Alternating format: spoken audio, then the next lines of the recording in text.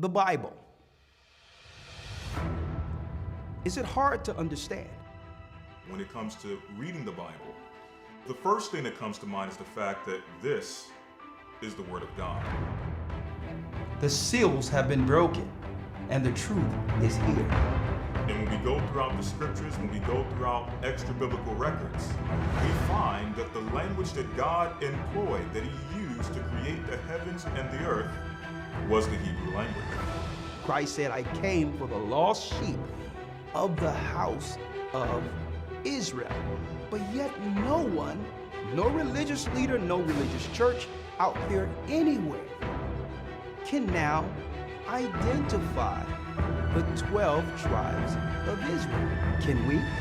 God is quite simple, but it seems as if man makes understanding Him hard. What are those mysteries? The truth of your book and the truth will make you free. The Hebrew and Bible Academy. You're invited.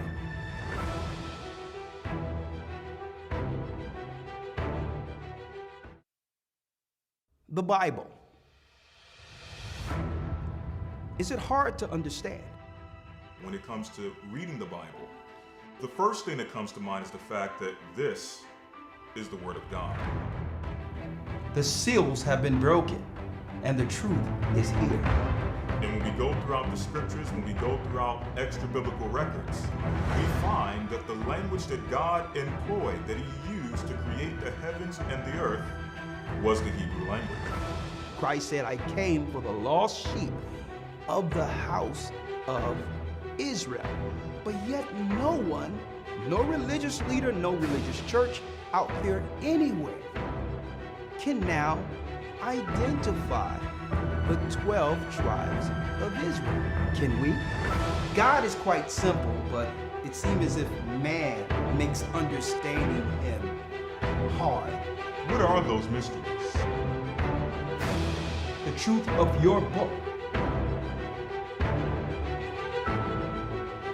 and the truth will make you free. The Hebrew and Bible Academy. You're invited.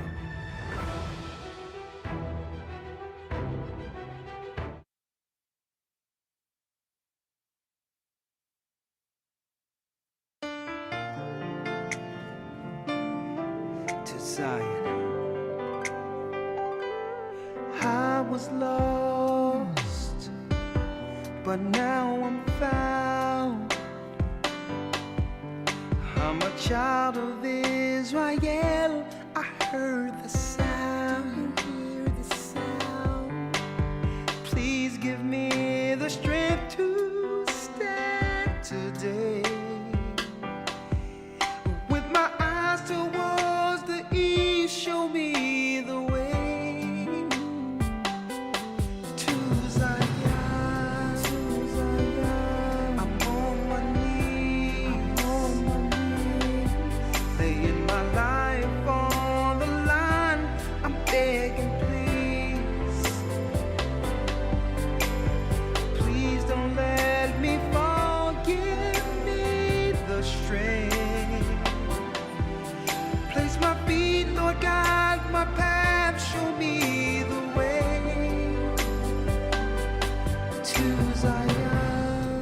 I opened up the book and see that the apple of your eye included me. Shalom, shalom, shalom, brothers and sisters. We're the elders of the Gathering of Christ Church here with your weekly Sabbath lesson. All praises be to the Most High, the God of Israel. Shalom, shalom, shalom. Let me see who we have here. Blessings, Teresa.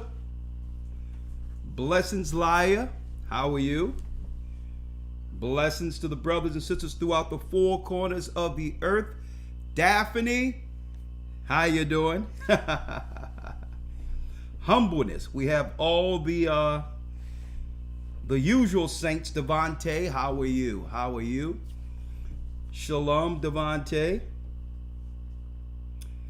How you doing, Tamara? Shalom, shalom, shalom. We're the elders of the Gathered of Christ Church here with a weekly broadcast. Make sure you like, share, subscribe.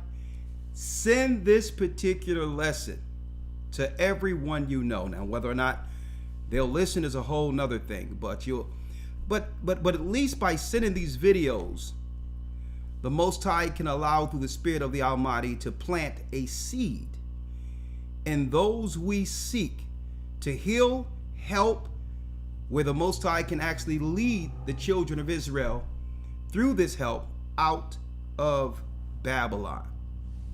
Shalom to all the brothers and sisters throughout the four corners of the earth. Shabbat Shalom. Before I go in, and yes, we have a serious lesson today. The Secret War of Babylon is the title. The Secret War of Babylon. See, there's nothing worse than a warfare or being attacked without understanding why. What are the signs of when you're getting attacked? Spiritual and otherwise. We're going to talk about that in this particular lesson. Why are we inundated every election season? We're inundated with political programming. Folks, what's the symbolism in it all? That and more will be uncovered in this particular lesson. The racial war, the secret racial war of Babylon. Hit the like button. Now, before jumping in, brothers and sisters, I would be amiss if I didn't mention that tomorrow begins a new installment of our Hebrew and Bible Academy. And all praises be to the Most High, all those who worked behind the scenes to make this possible. We have a brand new Hebrew and Bible Academy studio. Thanks to your support and all you do to actually support this. We have the news room. We also have the classroom, as well as, the whiteboard for more interaction for your Hebrew and Bible Academy. So, hey, tomorrow begins a new chapter in our Hebrew and Bible Academy. And thanks to you all, it's possible because your support, your enrollments have allowed us to expand this to a degree where we can now broadcast on a higher professional level. Okay, as this church grow internationally, so does what? The quality. And none of that would be possible without your support. So I would like to say a humble thank you. I can't wait to see how it all unfolds. After I leave here a little late at night, I'm going to be there making sure all the kinks are worked out. But we have a new studio for the Hebrew and Bible Academy tomorrow. You don't want to miss it. Now, the theme for the Academy, the Most High blessed us with the insight to go into the unfolding the seals of the apocalypse, Revelation 6 and more. But what we're going to be doing is showing the end from the beginning.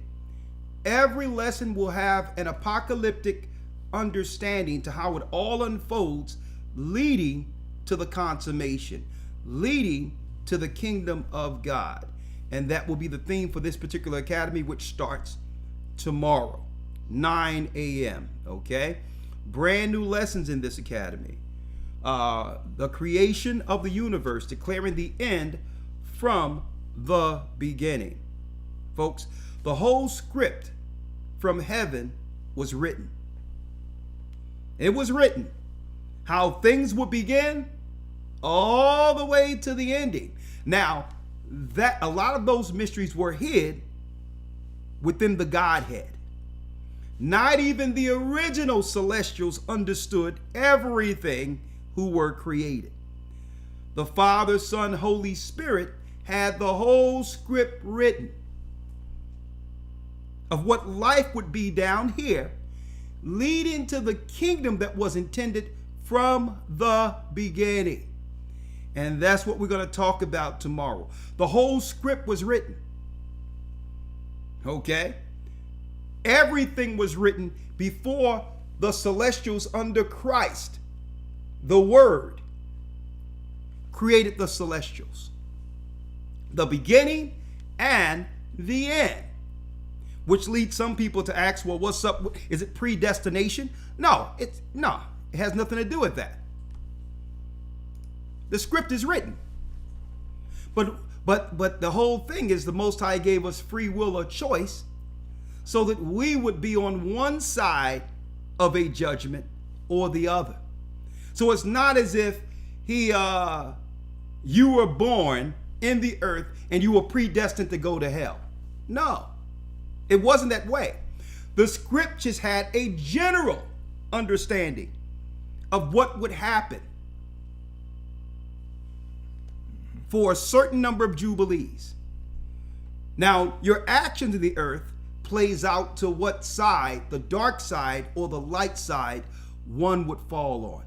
So he didn't individually say, well, this person would do this on the earth, and because of that, they'll go to hell. It wasn't that way. The script was written that there will be millions of people in the earth, and there'll be choices. And those who choose the Almighty will receive the kingdom that was intended from the beginning, without going into minute details on each individual. Now, when he sent spirits in the earth, those spirits had free choice on whether or not they would fall on the dark side of the narrative that was written from the beginning or the light side, declaring the end from the beginning. We're going to talk about it because even the angels didn't know everything from the beginning. So the mysteries that have been hid for ages and for generations are now being made manifest to his saints. The angels didn't know the full script. Right? It's all about choices. And we're going to talk about that in this Hebrew and Bible Academy. And like I said, we're going to teach this thing like it's our last academy. So you better be a part of it. All right. Now, we're going to also go into the final judgment of evil. The final judgment of evil. What happens? What happens down there? Okay. Well, the greatest, when I say down here I'm talking about the judgment, which is Hades or hell. That's not just a biblical concept, folks. When you go into the religions amongst the ancient Mesopotamia area, they talked about the underworld, the place where their ancestors resided. You got a volume on? I hear your volume. Huh? There's some humming there? I don't know why. Okay, is this clear or something is wrong there? Someone says there's some humming? There's a noise?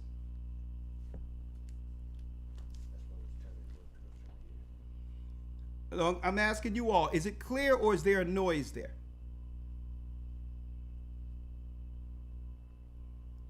Before I go forward. Someone says there's a humming noise? Yes? No? Do you hear something? Yes. That's interesting. Let me ask you all that. Is there a noise out there? Let me try this.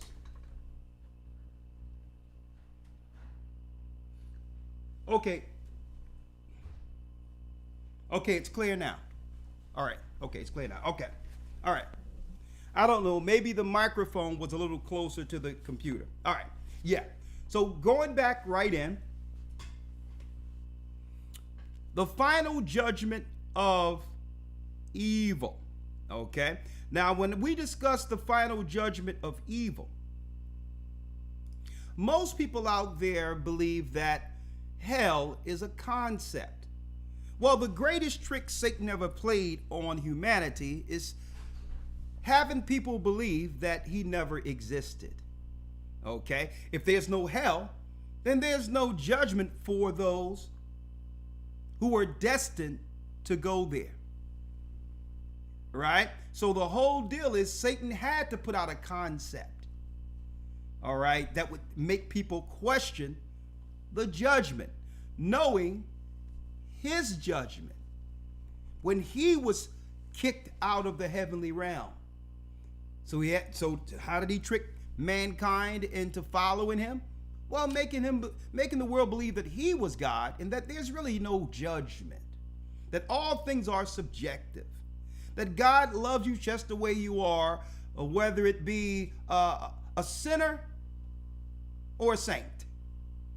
All right? So Satan, greatest trick was making the world believe he never existed. And guess what? But when you look in all of the historical, not just their religions, but the history of these Gentile nations, the ancient history, it was a connection to the underworld. Well, the Bible quantifies that, and we're going to talk about that.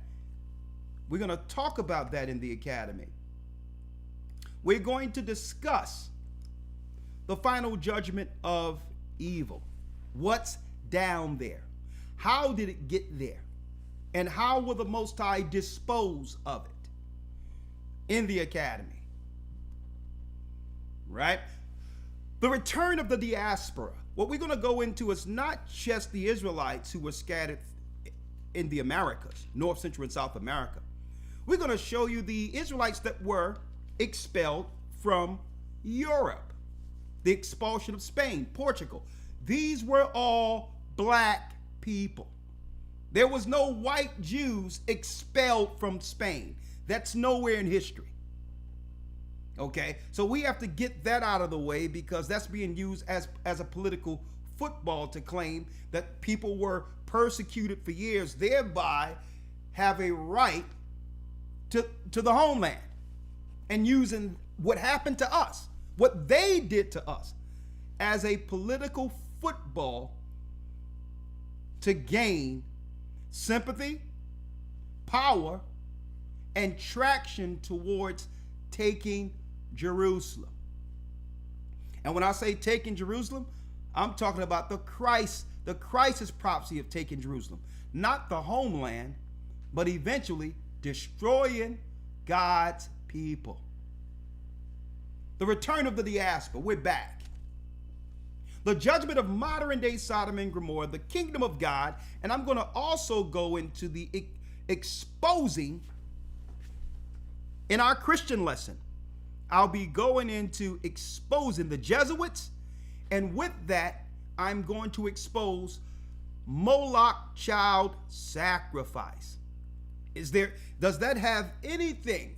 Is there any correlation between child sacrifice, Jesuits, the Catholic Church, and Moloch? And I'll tell you what, today's lesson, we're going to touch a little bit on the spirit that you can recognize in the earth when it comes to any religion, where really, the underlying spirit of these particular religions is the targeting of children, the total annihilation of children. And I'm going to go into that in the academy, okay? That and more. I have other lessons. I got new lessons that's not announced yet because we're still putting some of those programs together. But in the academy, we send you the PDFs, we send you everything, and tomorrow begins a new chapter for this academy. And brothers and sisters, I hope you are there. Go to historytimes.org. We have expanded the enrollment, or we've extended the enrollment past the second. So if you haven't enrolled already yesterday, it's fine. We've extended it. Go to historytimes.org, enroll, help the work, help us help you. Okay? And we have people working overtime to make sure that you'll get in by 9 a.m. tomorrow. All right? Now, it's time. So, Elder Rawchaa, so I assume the humming is done, right? Some people say it's still going, but I think it's maybe their headphones or something. Maybe I don't know. Like you can hear it more. You know what I mean? When you have headphones, maybe. Okay, well, before I go in, someone says I still hear humming. Let me see something here. You know what it could be?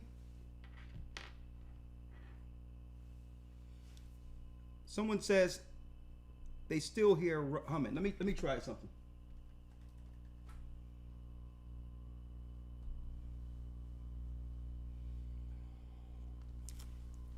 Okay, there shouldn't be any humming now. Everything should be clear now. And I got I done turned off all the extra things around here. No, I needed to be all clear before I go into this lesson. 100% clear. Right?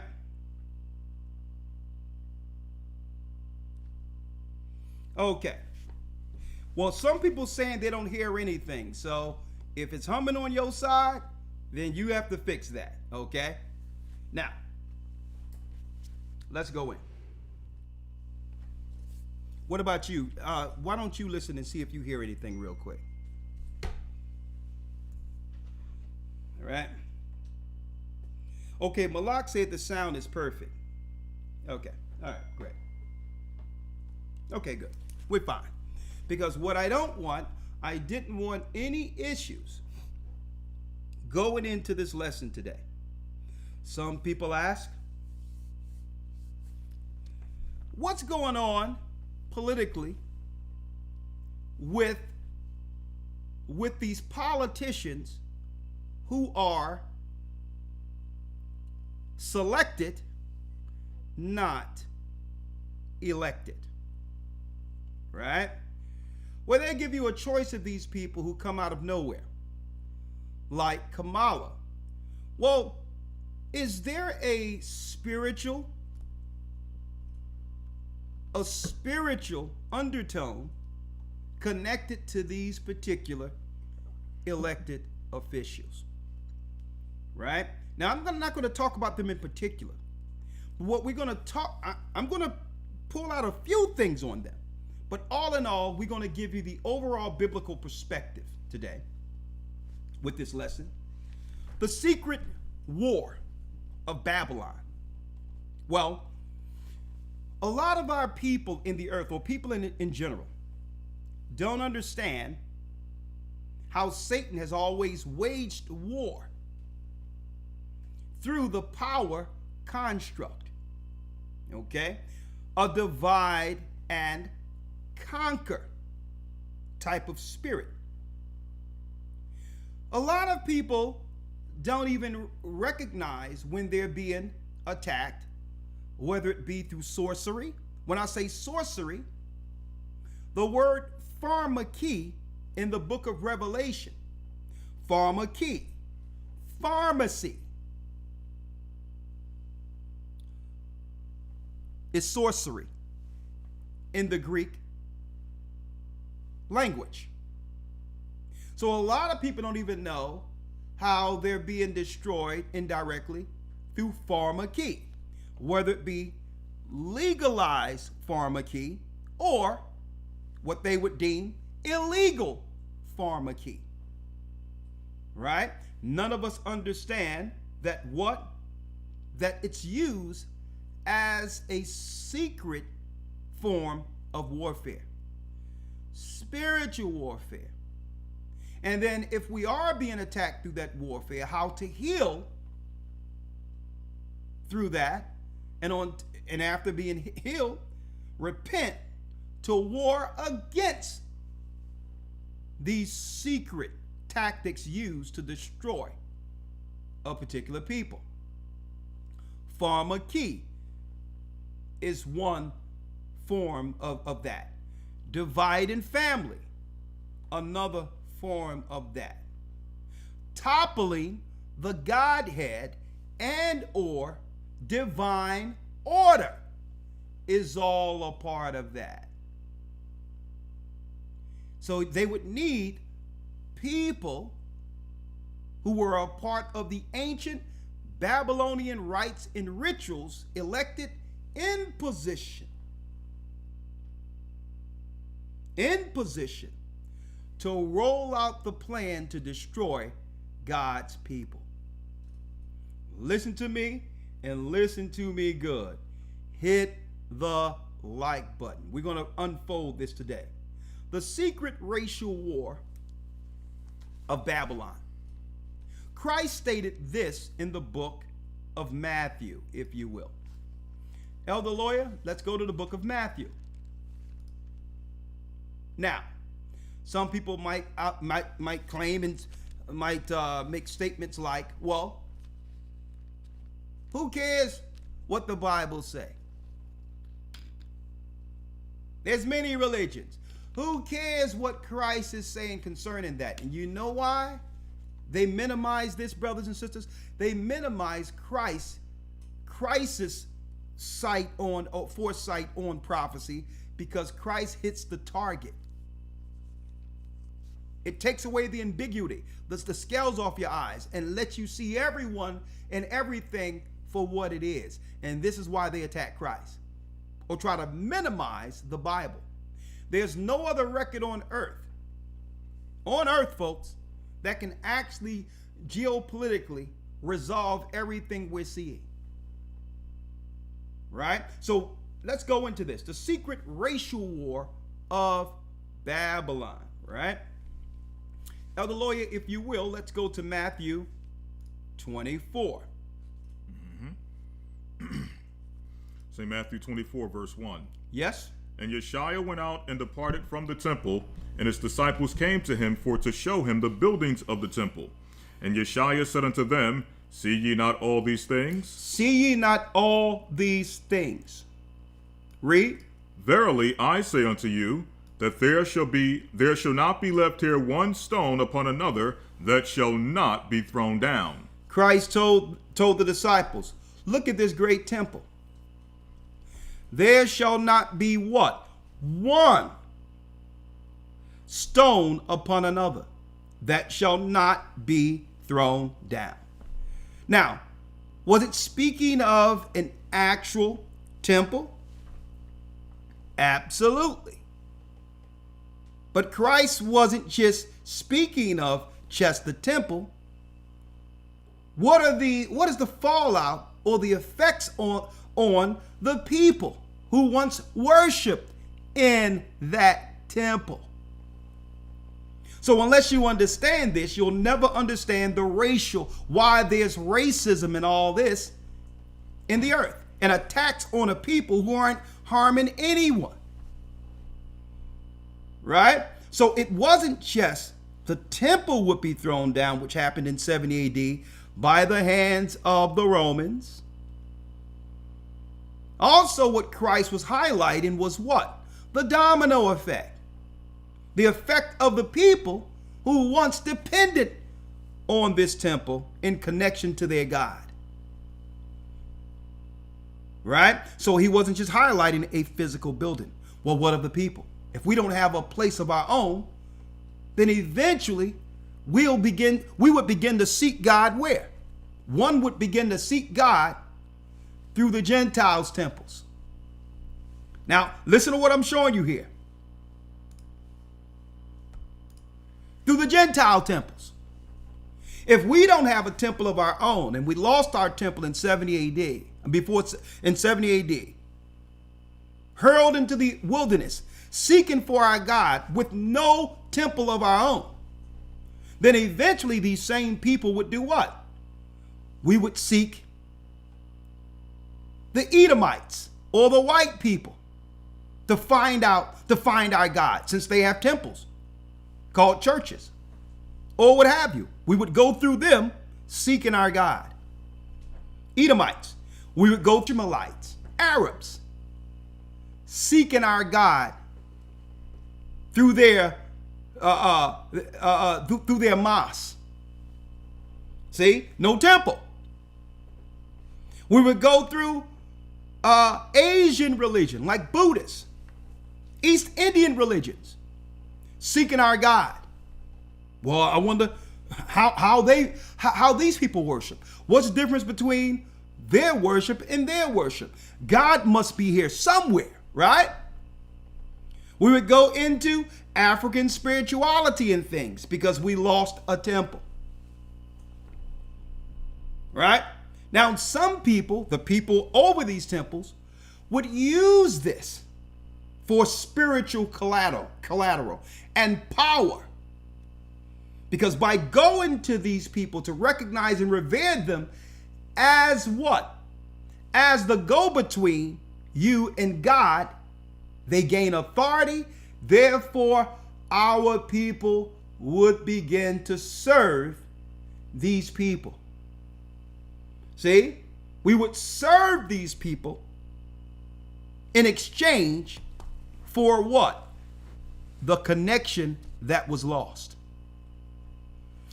And now we're putty in their hands. By losing the temple by default, our people went searching for the God that was lost. Right? So Christ said what? Let's go back again. Yes, sir. Matthew 24, verse 2. Come on. And Yeshua said unto them, See ye not all these things? Verily I say unto you, there shall not be left here one stone upon another that shall not be thrown down. That shall not be thrown down. Israel, Judah, Benjamin, Levi. You're going to lose Jerusalem.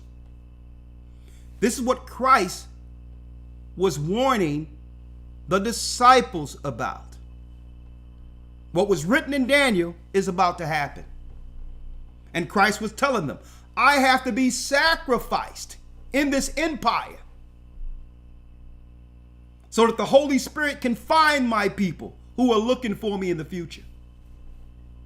I must be sacrificed, as was written in the Old Testament. And through that, the Holy Spirit will find my people who are scattered. And the doctrine that I'm giving you is the key doctrine that can pull my people out of these Gentile ideologies which have always destroyed them.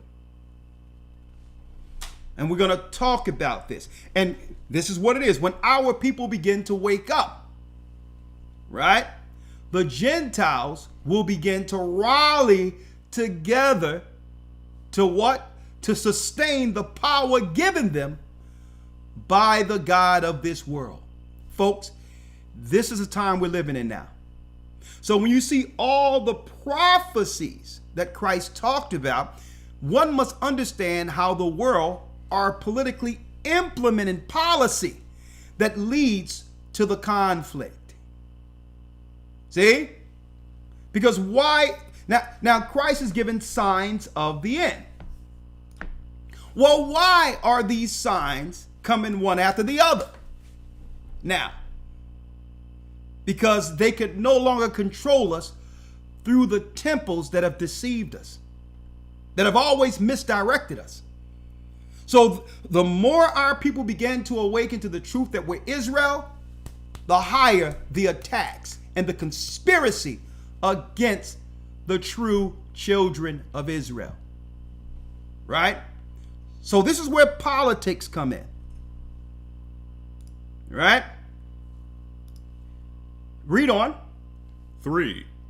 And as he sat upon the Mount of Olives, the disciples came unto him privately, saying, Saying what? Tell us. Tell us. When shall these things be? When shall these things be? And what shall be the sign of thy coming and of the end of the world? And of the end of the world. And when the Bible states the end of the world, the earth is going to be here.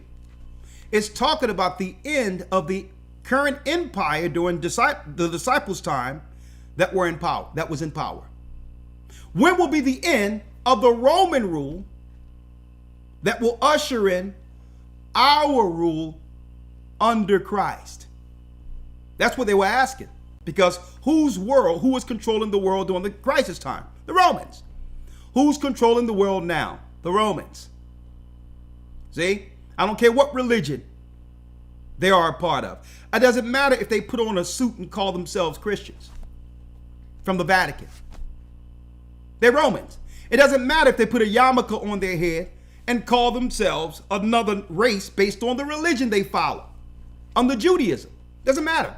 They're Romans. See? Romans rule the world. See how simple that is? So you can't come to me with your religion and try to relate to me politically about the oppression you have gone through and all that as a way of what? Of deception. Coming in to divide and conquer. Listen, I'm not here to hear about your personal plights and what happened between your people. I'm talking about what the Romans and your people have done against our people. See? And he sat upon the Mount of Olives. And he says, give us a sign of your coming and of the end of the world. Now, the closer we get to Christ's coming, the less control the world have over us. So this is why a lot of these prophecies are going to come one after the other, because they're doing everything to keep us under servitude, to keep us under their control. Right? And when our people start leaving their religions en masse, and it's happening now, they're losing their spiritual force, they will invoke war at the very end. When they can no longer control us spiritually, then the gloves come off and they'll show you what they've always thought about us. They'd rather us voluntarily yield our spirit to them through religious control. They'd rather us do that. But once we begin to leave the Christian churches, and it's happening, the mosque, and it's happening, I have people, brothers in jail, who are now converting those who were in Islam. Islam became a gang to protect others in jail. Our people are coming out of Islam. We're understanding that what they were using us to undermine us the whole time. See? For many shall come in my name. Let's read it. Yes, sir. For many shall come in my name, saying, I am Christ, and shall deceive many. Come on. And ye shall hear of wars and rumors of wars. Now, these wars and rumors of wars, folks, is to consolidate and keep power, knowing that God's people are waking up. It's to bring in a new world order, to put NATO and all these troops under one military to oppose the awakening. This is what Christ was telling us. Listen, you're going to hear wars and rumors of wars. So obviously when he says wars and rumors of wars, he's speaking of wars against a specific people. He's speaking about us. We're looking at Palestine. We're looking at Israel, the current state of Israel, and not realizing that a lot of these wars is to consolidate power to create a military that will come against us, because there's resistance in these countries.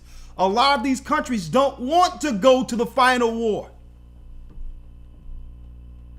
And Esau is like, well, no, you benefited from the fall of Israel too. You're coming into these wars.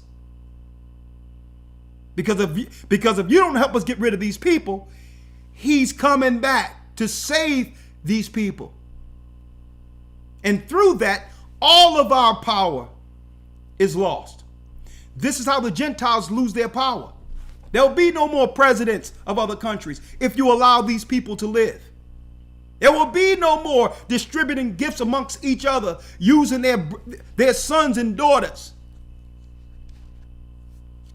to serve our children. It ends if you don't join the alliance. Listen to what I'm telling you, folks. What is the alliance? Right now, let me tell you, there's a reason why Africa is systematically made, even though all their mineral resources and all that can actually feed the world.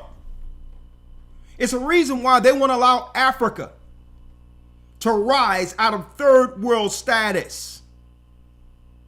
It has nothing to do with some disease over there, which is a lie. It has everything to do with who these people are. So now our people are waking up over in Africa, over in different places. They were like, listen, we need to come together, because now, even though these people have no physical temple, they're no longer learning under us. They're connected to the heavenly temple. So we must wage war against them. So when Christ said wars and rumors of wars, it's deeper than the Palestinian-Israel war. We'll begin to realize that these people have been at war with us the whole time. And then we would begin to fight back, spiritual and otherwise. We're not going to go for the same old lies they've been giving us before. We will begin to speak up and fight back. And see, and that's a component that most people are ignoring. They're just looking at the wars that are created by Rome, by the media, while ignoring the true war that the children of Israel, our people, have been under since we lost Jerusalem.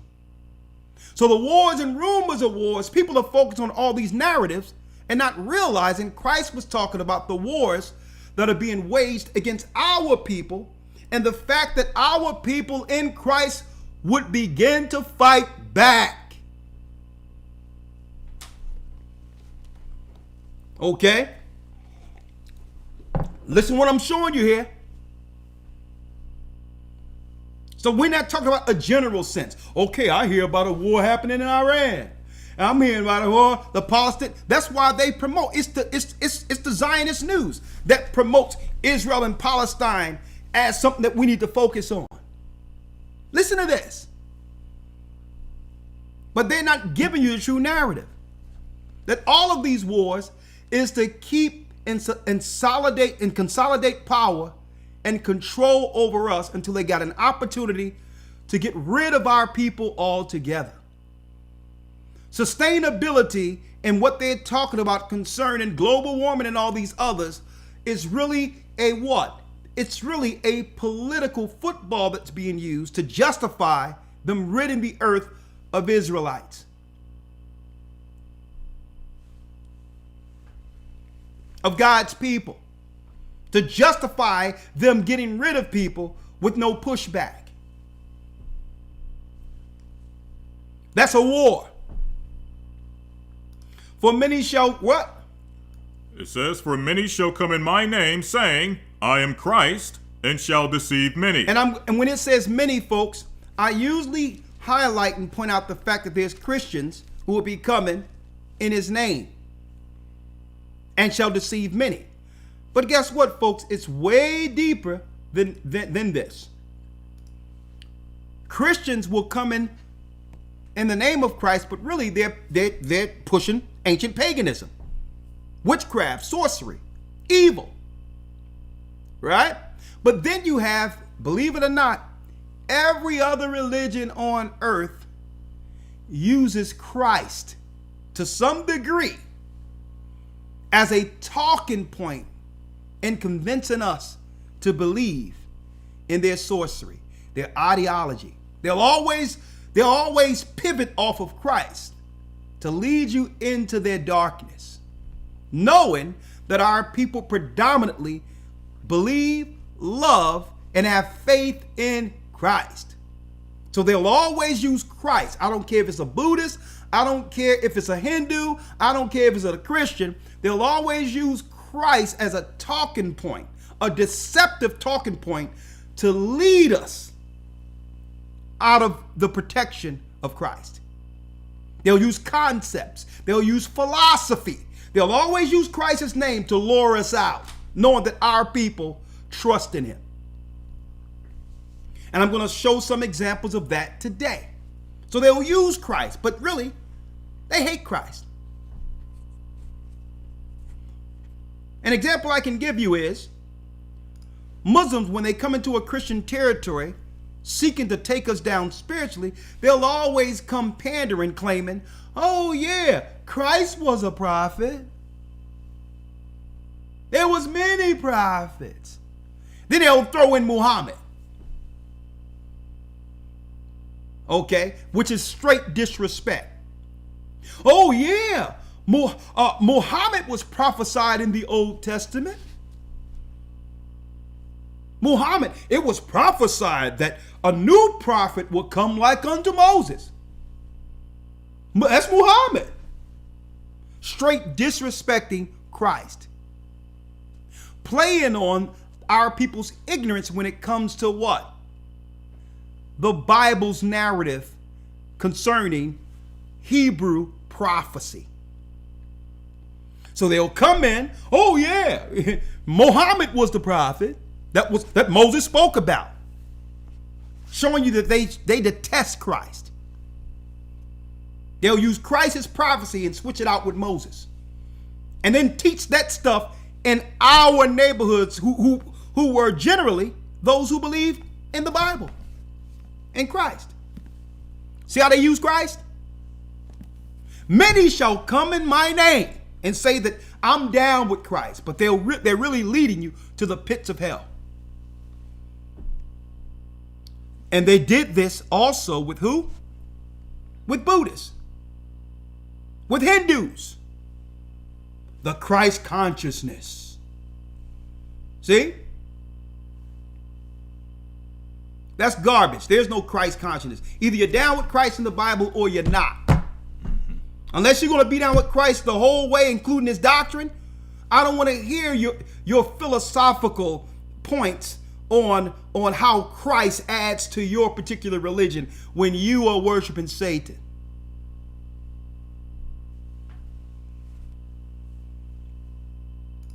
Let's read it.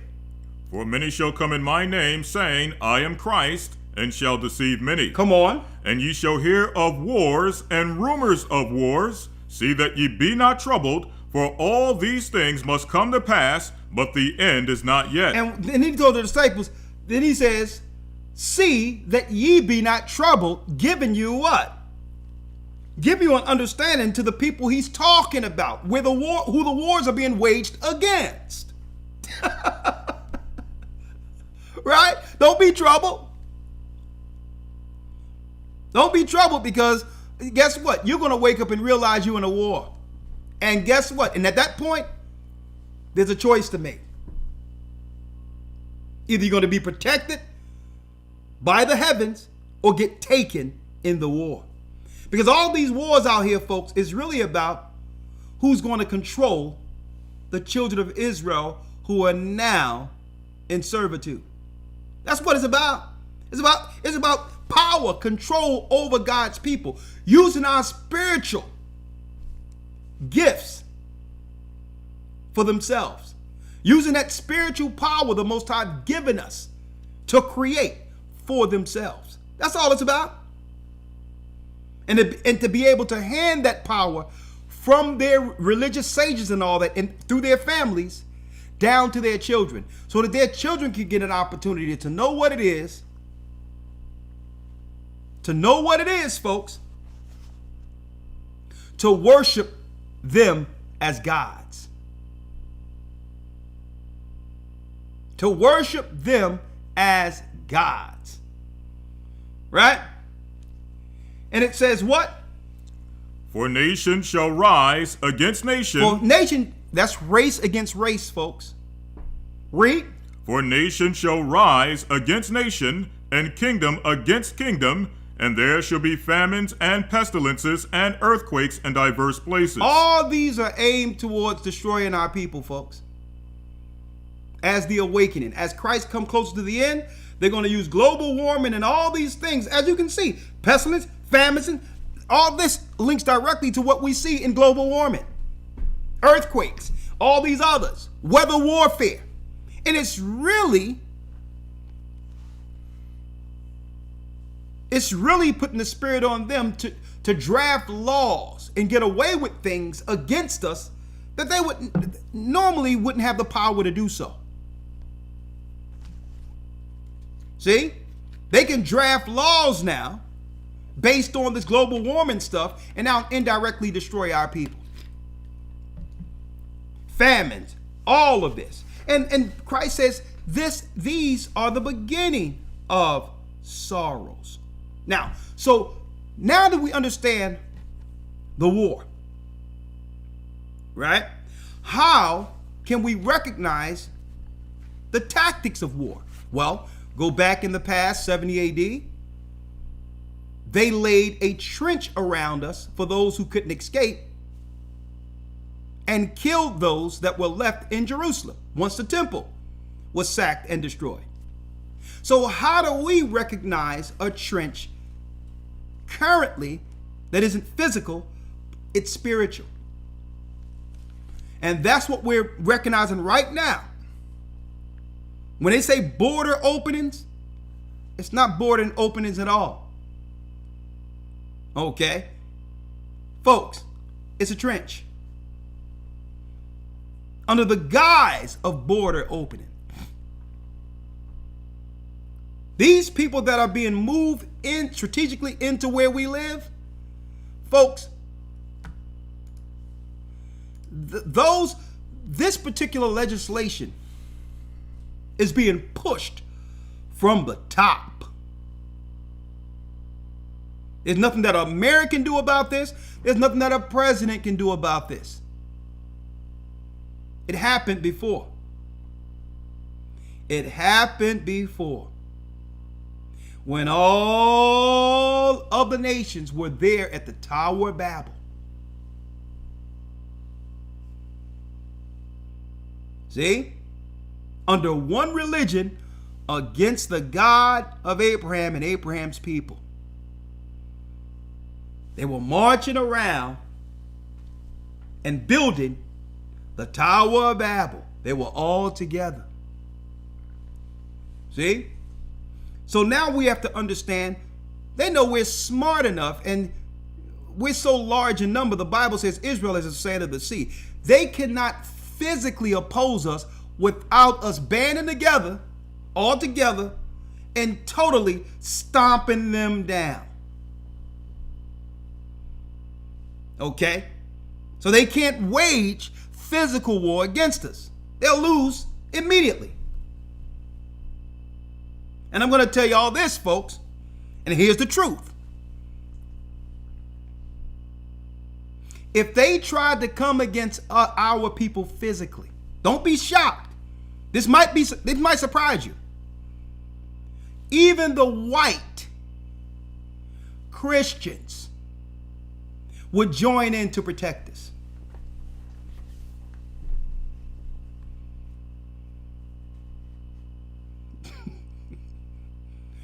The white Christians would join in and fight with us. And I'm going to tell you why. This is what I'm recognizing. And they've recognized it before us. That what we see going on in immigration, folks, it's a direct attack on not just God's people, but Christ himself. They are intentionally moving in non-Christians in numbers, Muslims and Hindus and all that. I'm going to tell you. So they can't physically oppose us. Because even folks, I'm going to tell you, folks, there's a lot of white people sitting back saying, you know what? What they're saying is correct. And you will never hear from them. Believe it or not, they're listening to these videos right now, totally silent, have been following the truth for years, but yet said nothing at all. Don't be surprised that after me saying this in the spirit on the Sabbath, somebody may call in a week from now and say, listen, remember, Elder, when you were talking about some white people listening? I was in that broadcast. I heard what you're saying, and it really spurned something in me to actually call out and tell you the truth and talk to your people. Folks, this is a spiritual warfare.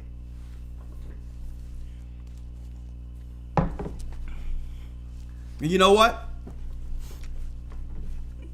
I don't want to go too far off the beaten path, but when it says nation against nation, a lot of these nations know now, and it cannot be hid, that in fact the people who are enslaved in America and different parts of the West Indians, the West Indian Islands, and different parts of the earth, and folks, make no bones about it.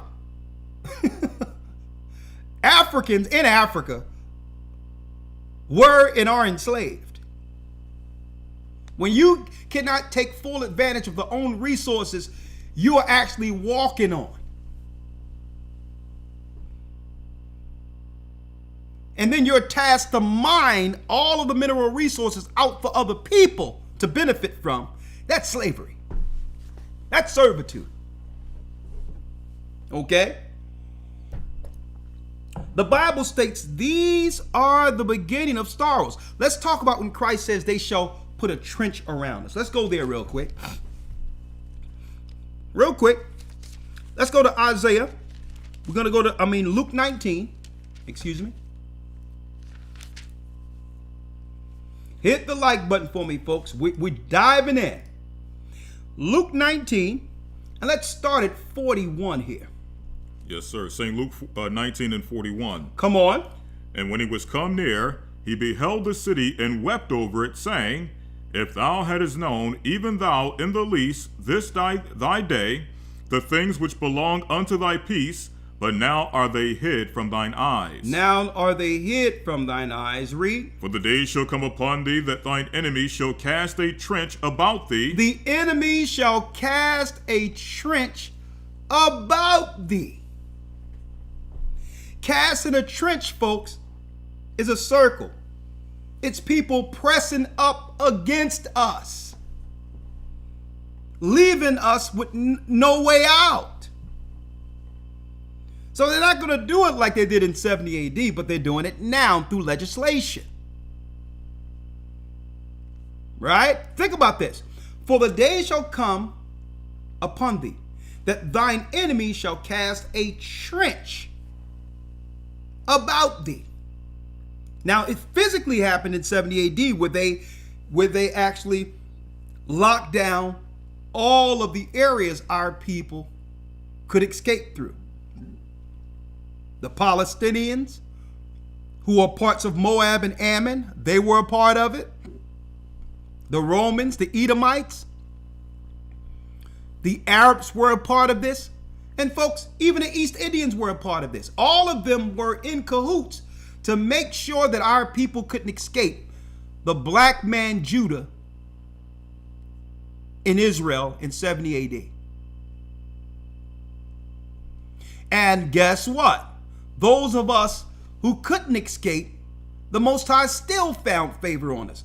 They threw us in the arenas. We became the gladiators. We became generals in their army. They still couldn't stop us from excelling to a point where we splintered Rome in two parts. So the same way they couldn't, folks, the same way they couldn't totally destroy us back then, the Most High is not going to allow them to do it this time. Because those, even our people, our brothers and sisters who were caught and didn't listen, we still excelled. We still excelled. See? We became the gladiators and we fought our way in the arenas. We fought our way into power. See? Eventually, Septimius Severus, Pescennius Niger, black, 2 Roman generals, we end up revolting, and this is where what? This is where the kingship of Judah reigned in Europe against the Vatican.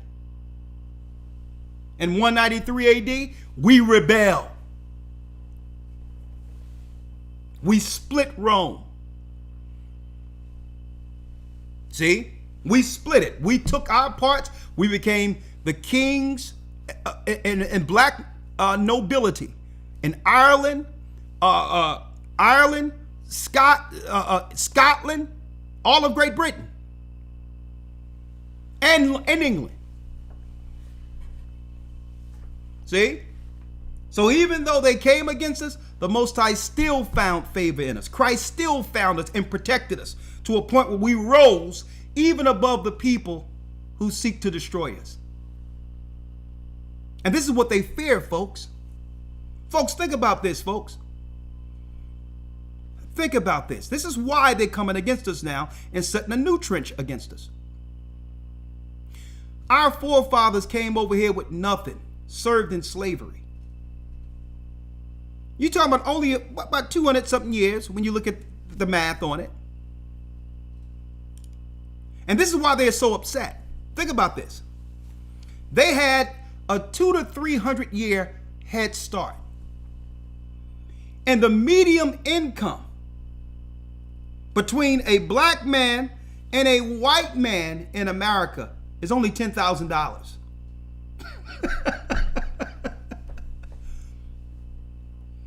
This is the nations we're doing all these political things to keep them down, and these people just keep coming. We can't stop them. And if we don't put any political pitfalls in place, they'll excel above us. The Most High have always been with us.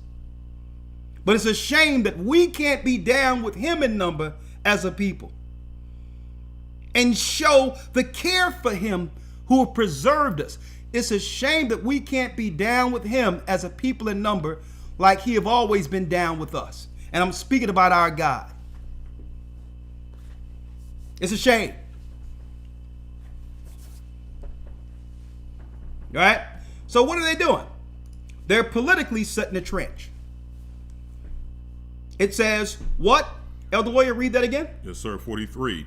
For the days shall come upon thee that thine enemies shall cast a trench about thee, and compass thee round, and keep thee in on every side. And keep thee in on every side. Control. Keep us still. And what better way to do that than to do what? Than to deprive our people of resources. To deprive our people of resources. Right? Now, I'm talking about the spiritual way they're doing it now. It's not about them cutting off and building something around us to destroy us. It's more so about what? Resource deprivation. To make it where our people wouldn't have the resources to move or to get out of their current conditions, while pressing us on every side with the enemy. With the enemy. Folks, I seen a video this morning and I almost fell off my chair. I woke up this morning, I'm like, let me get this together to break down the secret racial war against our people. And it came to me in the morning. There's a secret race war against Israel. And it made me look at this war and rumors of war from an entirely different angle. Listen, I don't care about no war between Israel and Palestine. When are people going to focus on the continual war against us, against God's people? Because that's where the true prophecies are unfolding. Okay? That's what we should be focusing on. The pharmaceutical warfare against us, the psychological warfare against us, the religious warfare against us, and even the physical war against us once they get us behind closed doors. Okay? These are trenches against us. Now let's talk about it. Y'all doing a great job, brothers and sisters. But come on now. I'm about to go pull these videos out and everything else. And y'all know y'all wrong. We are about 1,000 likes down. I'm about to pull these videos out and everything else. And here it is. Y'all come on now. Hit the like button. It doesn't cost you anything to do that. Come on now. We're going in today. We are going, yeah, you rock. Where's the love?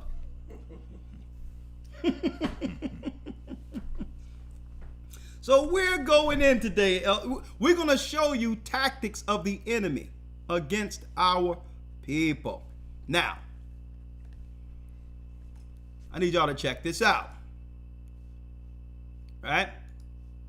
When we speak of ancient Babylon, all nations coming together, Revelation the 11th, Genesis the 11th chapter, where all races of people came together under Satan, Nimrod, who would be considered president at that time, if you want to look at it politically, to ban an army against God himself and use technology to get out in space to take Lucifer back to where? The sides of the north. They were all aligned against Abraham's religion, if you want to look at it that way. That means all of the religions were what? They were united. But it was really one religion before the tongues were split. Okay?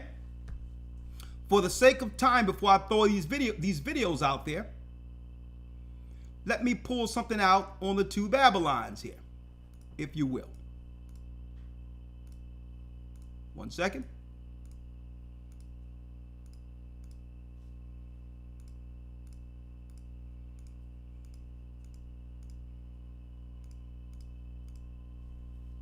Where? Oh, to the left. Yeah. Let me pull something out on the two Babylons.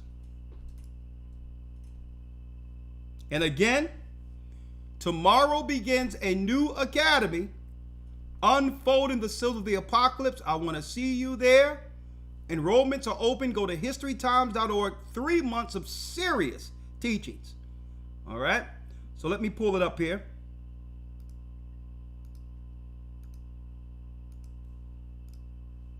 One second, y'all.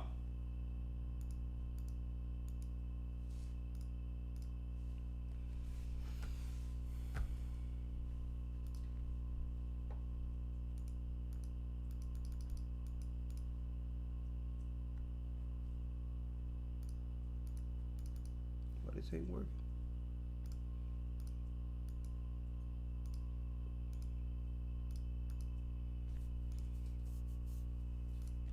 One second, let me get this here.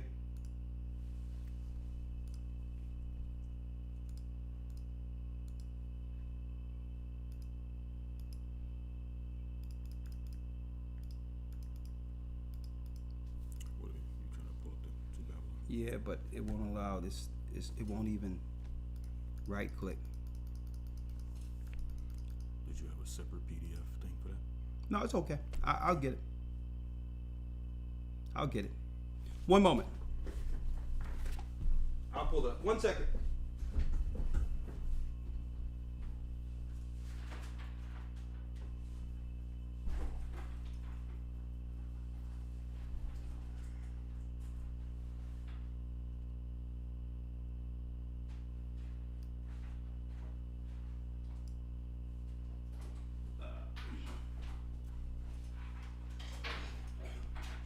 One second. I don't have time for all that.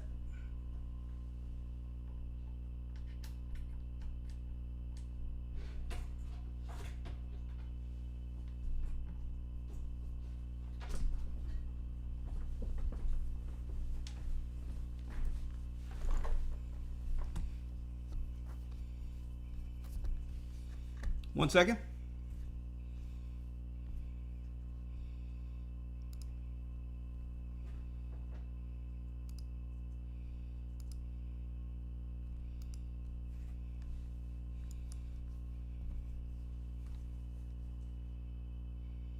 I'll use this. All right, let's go. All right.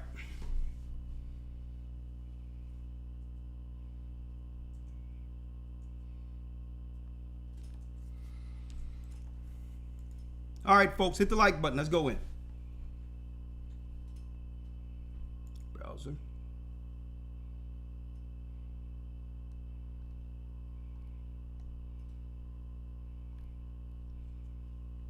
Right here, right?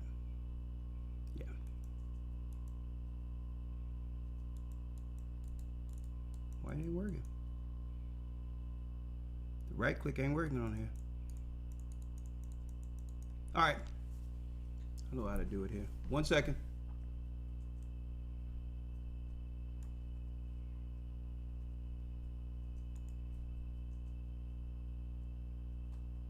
The two Babylons. I'll just put it inside this. 1 second. The two Babylons. Let me do it this way. Stick with me here, folks. Stick with me here.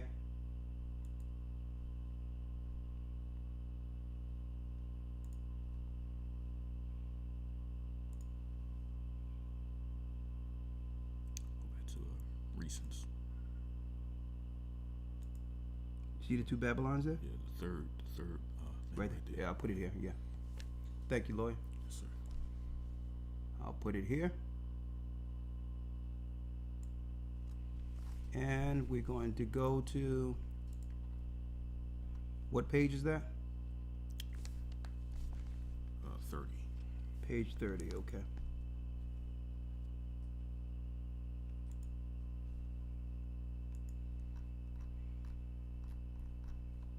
Page 30. Stick with me, folks. 1 second.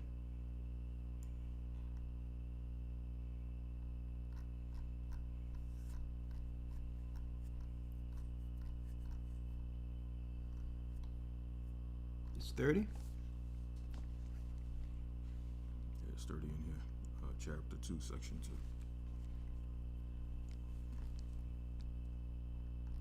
Let me go to the table of contents here and see the exact page. All right. 1 second, folks. I had to move it to someplace else because this thing ain't working right here. That's chapter 1, right? Mm-hmm.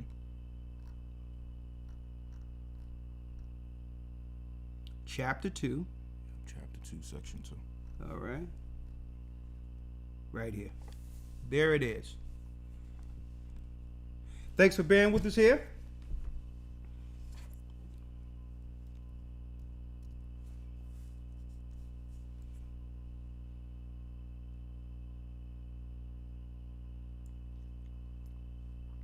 All right. Going into the spirit. 1 second. Going into the spirit of the Gentiles' satanic religion that would press upon God's people. Right? Elder Lawya, if you will. Here's a record by Alexander Hislop called The Two Babylons. Okay? What I've done was I've superimposed this on the screen so you all can see it. What exactly were the Gentiles, or who and what was the core spirit of their worships? Right now, what are we talking about? The secret racial war of Babylon. How they would wage spiritual warfare against the children of Abraham. Well, it started at the Tower of Babel. How can you recognize the spiritual warfare? The secret warfare. Well, it's embedded within their religion. Okay? And it's also secretly understood amongst the elite through their symbolism. Okay? What this secret religion is and who these people are rivaling or coming against in the earth. Right?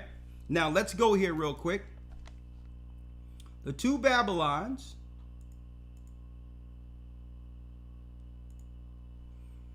All right. Page 30, titled what? The Mother and Child. The mother and child are the key symbols for their secret religion. I need you to listen to this and listen to this clear. And folks, it's going to clear up to you. It's going to give you some insight on Barack Obama, the current Kamala Harris, all of that. If you go back to Babylon and understand the Trinity of Babylon, you'll understand who they've always spiritually weaponized against the children of Israel. Okay? Now let's read this. The mother and child, the original child. Now, most people ignorantly believe that the mother and child, Christians ignorantly believe this also, unfortunately, that the mother and child are Christ and Mary. But we're going to expose it all today.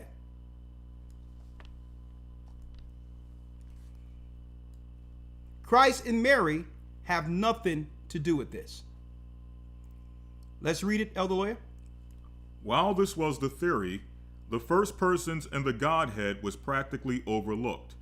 As the great invisible, taking no immediate concern in human affairs, he was to be worshipped through silence alone. He should be worshipped through what? He was to be worshipped through silence alone. Through silence alone. That is... Now, what are we talking about is the secret worships of the cult. The Babylon cult.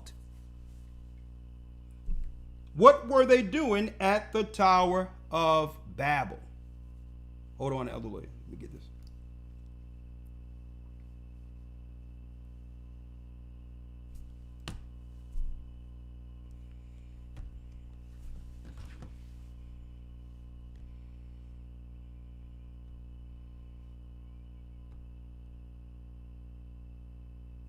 Page, I think 16. What, 16? Excuse me, folks. This mouse is going haywire here.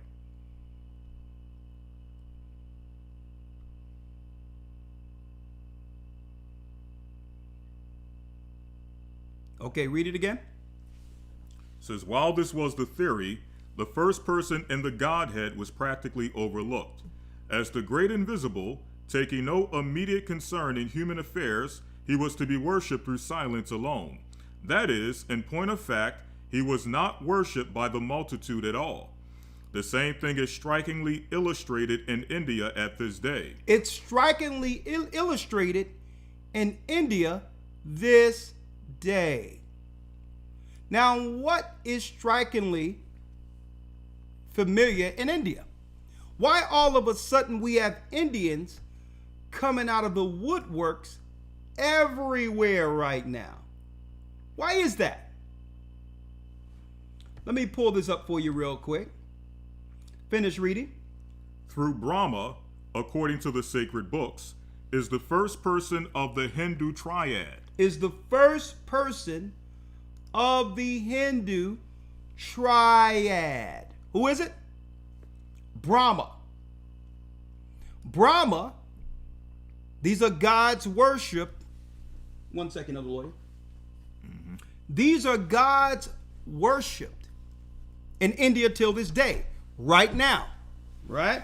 Read on. It says, through Brahma, according to the sacred books, is the first person of the Hindu triad. It's the first person of the Hindu triad. The first person of the Hindu triad. Now you're going to find out these were the ancient spirits worshipped in ancient Babylon. And I'm going to show you where Kamala comes in. What is it? It's the mother, the child. Read. All right. It says, and the religion of Hindustan is called by his name. Come on. Yet he is never worshipped, and there is scarcely a single temple in all India now in existence of those that were formerly erected to his honor. And there is what? It says here, he is never worshipped, and there is scarcely a single temple in all India now in existence of those that were formerly erected to his honor. To his honor, Brahma, read. So also is it in those countries of Europe where the papal system is most completely developed. Now, this is your connection between India and your Europeans who are worshiping the same deity currently under a different name. India is Brahma. See? But they switched it up under Christianity and made a new trinity. Read. In papal Italy, as travelers universally admit, except where the gospel has recently entered, all appearance of worshiping the King eternal and invisible is most extinct, while the mother and child are the grand objects of worship. The mother and child are the grand objects of worship. No father. The mother and child is the symbol for Satan's secret religion. The mother and child. That's who should be the focus. No father. The mother and child. Why? Because in ancient Babylon, at the Tower of Babel, it was the worship of Semiramis and the child. Read. Exactly so, in the latter respect, also was it in ancient Babylon. The Babylonians, in their popular religion, supremely worshipped a goddess mother and a son. They supremely worship a goddess mother and a son.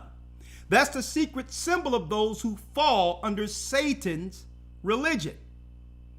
And all of these are programmed to attack the children of promise, the children of Abraham, like it was in ancient times. Read. The Babylonians in their popular religion supremely worshipped a goddess mother and a son who was represented in pictures and in images as an infant or child in his mother's arms. Let's go here where it says, who was presented in what? Who was represented in pictures and images as an infant or child in his mother's arms. So you will see this symbol with the mother holding a child in its arms. Any religion in this earth that has this particular symbol are under Satan. And you're going to find out that this is connected to all Gentile religions. And secretly in plain sight, through Islam symbolism, by using the crescent moon. The crescent moon represents who? Represents the ancient goddess of Persia, the same woman. Come on. It says, From Babylon, this worship of the mother and the child spread to the ends of the earth. It spread it to the ends of the earth. Listen. In Egypt, the mother and child were worshipped under the names of Isis and Osiris. Isis and Osiris. Right? Read. In India, even to this day, as Isi and Iswara. Isi and Iswara. In Asia, as Sybil and Diasis. In Asia, Sybil and Diasis. Read. In pagan Rome, as Fortuna and Jupiter Peor. Before the fall of the Hebrews, their virgin mother and child was Fortuna and Jupiter. Read. Or Jupiter the boy. Jupiter the boy, the Yule child. Read.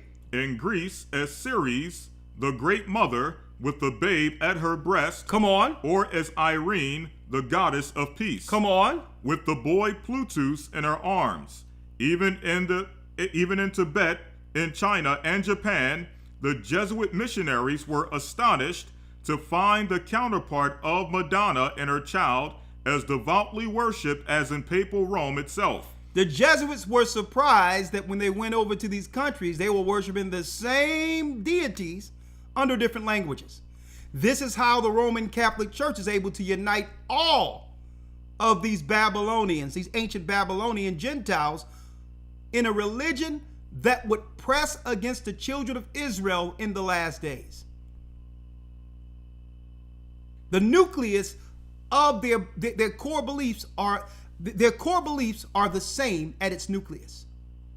And all of them subconsciously are against God's people. So the only thing they have to do, Rome, Esau, is to send these people over who have that subconscious negative view against the children of Israel, against Christ, against the Bible, without telling them anything. Spiritually, these people opposes us. They don't even know why, to some degree.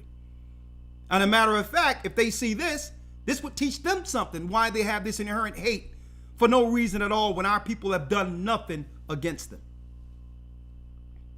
Read. It says, Xingmu, the Holy Mother in China, the Holy Mother in China is called Xingmu, being represented with a child in her arms and a glory around her, exactly as if a Roman Catholic artist had been employed to set her up. You would think that the Romans were over there setting her up. But these are the secret symbols of those who are aligned against Christ. Anyone who worship the Madonna or worship woman and child is under this spirit against the chosen, against the Almighty. Now check this out. Check this out. It's going to blow y'all away here, folks. Check it out now. Right? So, when the Jesuits went into these different areas, you know, the Jesuits are we're going to talk about that in the academy, who the Jesuits are. They found this image.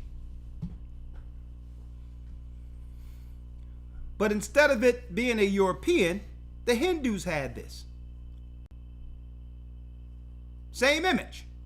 Now I need y'all to check this out. How they subliminally, subconsciously lure our people under the control, which is spiritual warfare, and believing in the Babylonian deities. Last week I went into exposing the Queen Mother of Heaven to some degree, but we're going to have a whole lesson on that week 2 in the academy. Right? I need you to check out how they were able to bring that programming into the consciousness of our people for the same control. Spiritual control, which is spiritual warfare. Mother with child. Mother, this is how they got us. The same ideology. Mother with child. Messiah, Madonna. Subconsciously. Madonna with child. See this?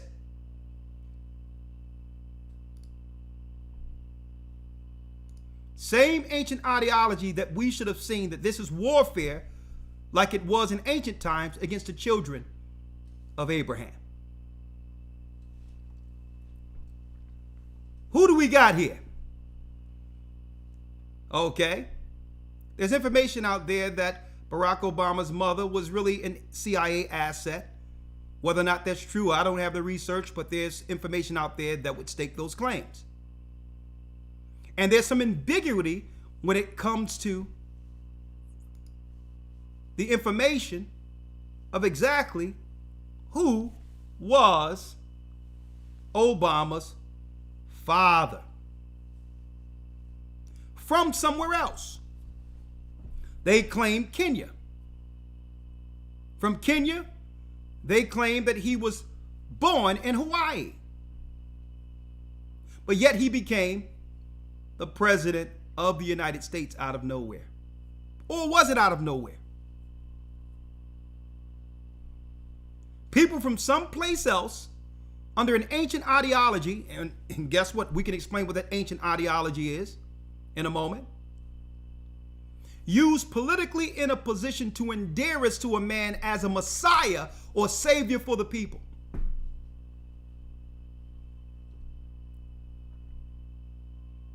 Well, even till this day, no one can speak negative about him, even though his policy, or those who controlled him, policies, have totally decimated our people.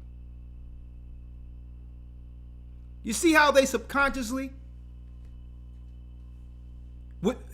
bring someone in place with a Jesus complex where there's some ambiguity on whether or not he had a father or who is his father, when really the father doesn't matter, right? It's really the worship of the Madonna and the destruction of man, who was actually created on earth Man was created on earth to destroy Satan, to judge Satan.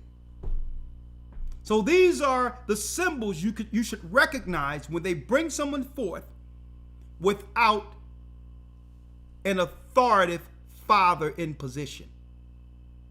It's the ancient symbology of that religion that rivaled Abraham, Isaac, and Jacob throughout ancient times. Right? So let's go here. We went from this, and what came out of this? This. When Newsweek had to report after his second administration, Newsweek said, and this was on the cover of Newsweek, I'm not saying this, the first gay president. Newsweek said that. Why? Because he would give them rights over the people of Israel. Over the people he secretly waged war against. Oh, y'all think that's something? Check this out.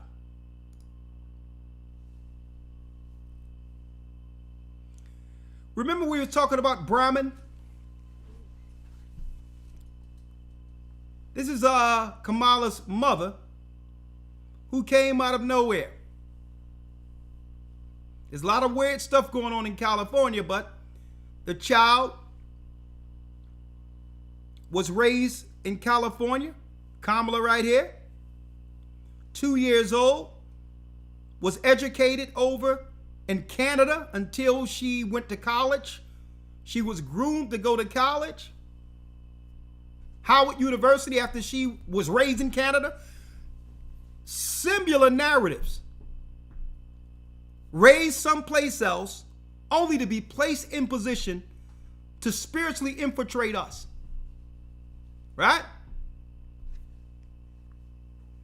Mother, child. Father, shrouded in ambiguity. Both raised Marxist. Okay? Obama, Marxist. Kamala, Marxist. A secret ideology that was actually created to destroy God's people in the very end. A trench.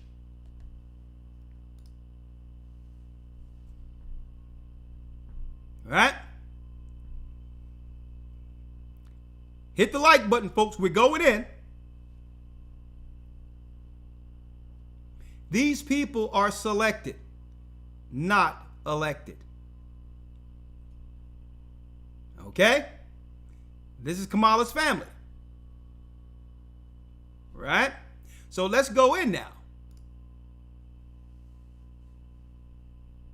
What are we seeing here? Kamala and Baharavi. Kamala, the goddess, and Baharavi, the goddess. Ancient goddesses from India. Ancient goddess from India, folks. Now, what does it say about them? Check it out. From ancient Babylon, brothers and sisters, follow me.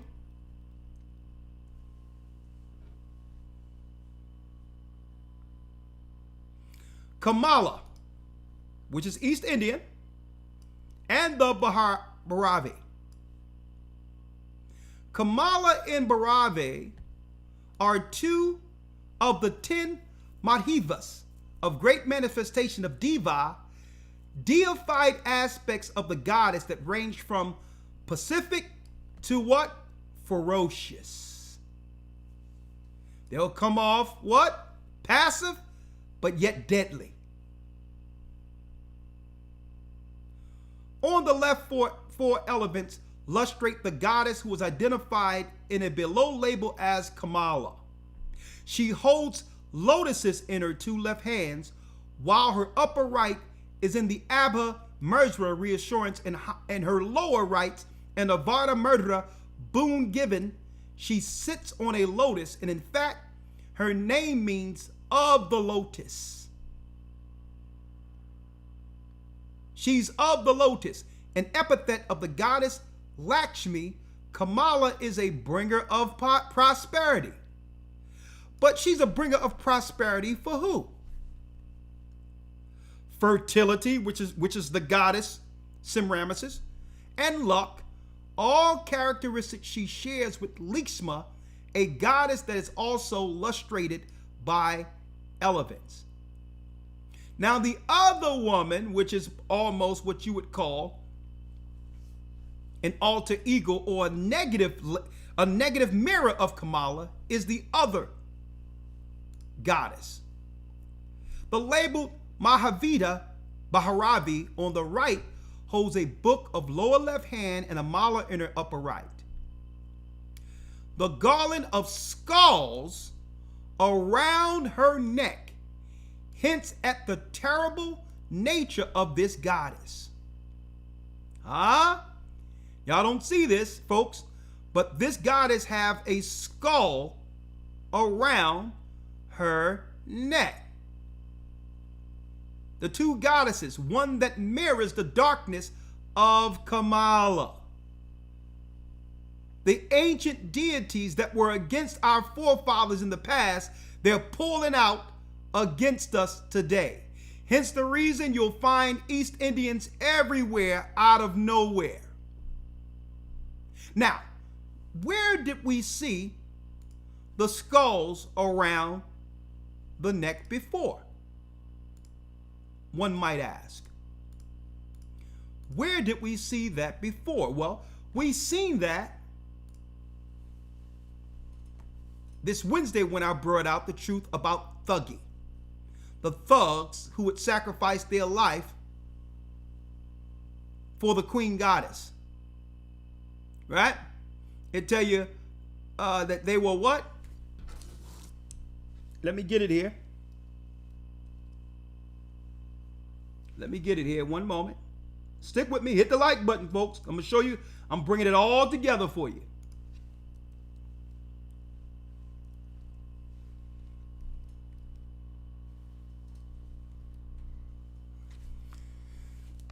That it says they usually murder their victims by strangling using a handkerchief as a tool. The thuggee was believed to practice killings as a form of worship to the goddess Kali. The goddess Khalees, where they would do anything to destroy the man. It was about the total destruction of the man. An ideology that would lead to exalting women to destroy men. Do y'all see this? Showing the alter ego or the mirror of Kamala, which is the opposite of Kamala, which was really put in to destroy our people, the men in particular. All right? Now, I'm going to show you where we're going here. I'm going to show you where we're going. We're going back to the Bible in a moment, but I need to show you all this. Why all of a sudden, out of nowhere, they have an East Indian who under ancient religious and or rites, why at the very end do they have her here in position to be utilized politically over our people? Now we know that she's just a front for the satanic establishment, but all in all, everything they do is through this symbolism. The man means nothing. The mother raised the child, and now the child becomes a deity like Nimrod / Tammuz. And they would have what? They would have a serious resentment against the image of man. Man is the enemy. Okay? Now, hold tight. Let me show you this. Let me show you this.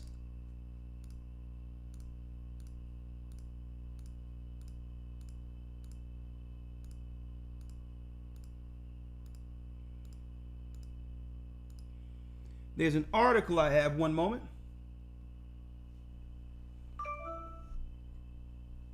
Let me get the article out of here.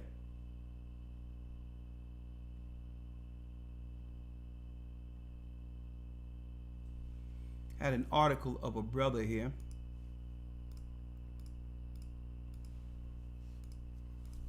You have to use the bathroom? You good? Yeah. If you do, go ahead. I'm going to grab this real quick. Yes, sir.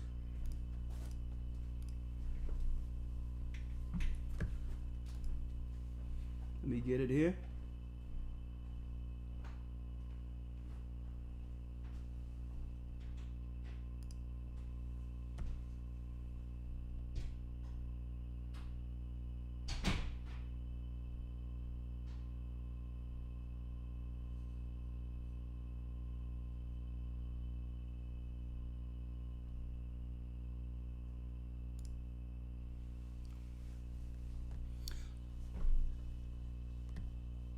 While Lawyer's on break, let me show y'all this real quick. Then I go back into the Bible here.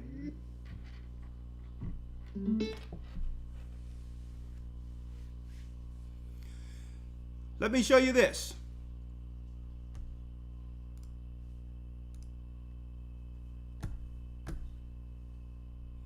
Where is Kamala, the East Indian?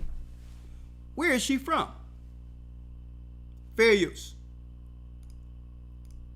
We are cooking, but we have a very special guest. Very special. Senator Kamala Harris. Hi, guys. Wait, so here's what I want to know. Okay. Is it respectful to call, like, I should be calling you Senator Harris, right? No, you should not. That's not on my birth certificate. Okay. Kamala? Yes, please. Okay, because the Indian in me, I feel like my parents. Man, this is weird. Wait till I'm about to. Hey, wait till what I'm about to pull out, Rawchaa. You're gonna see why it's skipping around like this right now, right? I don't watch this. Just don't call me auntie. Okay. I won't call you auntie. They'll be like, how could you call her by her first name? She worked so hard. Okay, so what we're gonna cook today is an Indian recipe. Yes. Because Yes. you are Indian. Yes. Okay, and I don't know that everybody knows that, but I find that wherever I go and I see Indian people at the supermarket, on the street, everyone's like, you know, Kamala Harris is Indian, right? It's like our thing we're so excited about to have you running for president. Yeah. So we're both Indian, Yes. but actually we're both South Indian. Yes. You look like the entire one half of my family. Okay, thank you. You do. So I just wanted to point that out, brothers and sisters, because she's not just Indian, she's South Indian. And for those who don't understand the research concerning what they're politically and spiritually doing against us by setting a trench about us, you need to understand what they believe in South India when it comes to those who look like us. Right? So her mother came from South India with an ideology which was satanic. Hindu goes directly to ancient Babylon worships of the mother and child. The child was reared up for this position. And in South India, where Kamala stated she comes from, this is what they believe for people who look like us. Right? Check this out. That's rain? Mm-hmm. Yeah? Okay. Yep. Al Jazeera. Being African in India, we are seen as demons. we are seeing black people under their caste system. Listen, here's a black man. Being African in India, we are seen as demons. So how do you think she see you? I spoke Hindu and always laugh, but when I offer biscuits to the neighbor's children, they don't accept it. So he went there to try to be down and help the other people. And even the poor of India looks down on Judah. Huh? Now, there's more. New Delhi, Greater Noida, India. After a year in India, Zarahadin Muhammad knows enough Hindu to understand what Bander means. Monkey is what he's called. But it isn't even the Delhi derogatory comments that make him doubt his decision to swap his university in Nigeria for a 2-year master's, a degree program. Now it tells you all down here. People often look at me as if I'm different and hard to be trusted. The tall, soft-spoken student explains, I try to be friendly, I speak Hindu and always laugh. But when I offer biscuits to the neighbors, now these children are poor. They don't accept it. Okay? So, I need y'all to check this out also. I was going to bring this out mainly as white papers in the academy, but I say let me just show this real quick. Demonic possession of Catholic South India. South India is where Kamala comes from. Right? And what is there? There's a serious issue with demon possession in South India. This is the white paper. White paper I have here, so that y'all can see this. Gestor University, right? Gestor. And they have studied the demon possession over in India. And it says the key word: spiritual possession, religion, illness, sexuality, and low caste. See? And low caste. They have a caste system according to how light or dark you are. See? And see, with the illnesses, they would come with their own so-called pharmacy. This is why you're going to find them popping up all in the hospitals and the pharmacies where we live with this resentment against us, only to actually destroy what's left of our people in these communities. The aim of this article is to understand demonic possession as a system of collective representation, a set of thoughts and beliefs which are held in common by inhabitants of South Indian village. One of the striking features of the village is that a main community at the Catholic parish, Catholics share most of their values with the majority of the South Indian population, and this is particularly in case with both of the etiology of fiction and corollary beliefs in evil spirits, which will engage our attention to the following pages. Listen to this. Occasional references to between the Catholics of Vagara, Manikim, and the Hindu neighbors. Besides, most pilgrims to the shrine of the Virgin Mary are who? Are Hindus. But it's not the Virgin Mary at all. It's not the Virgin Mary at all, folks.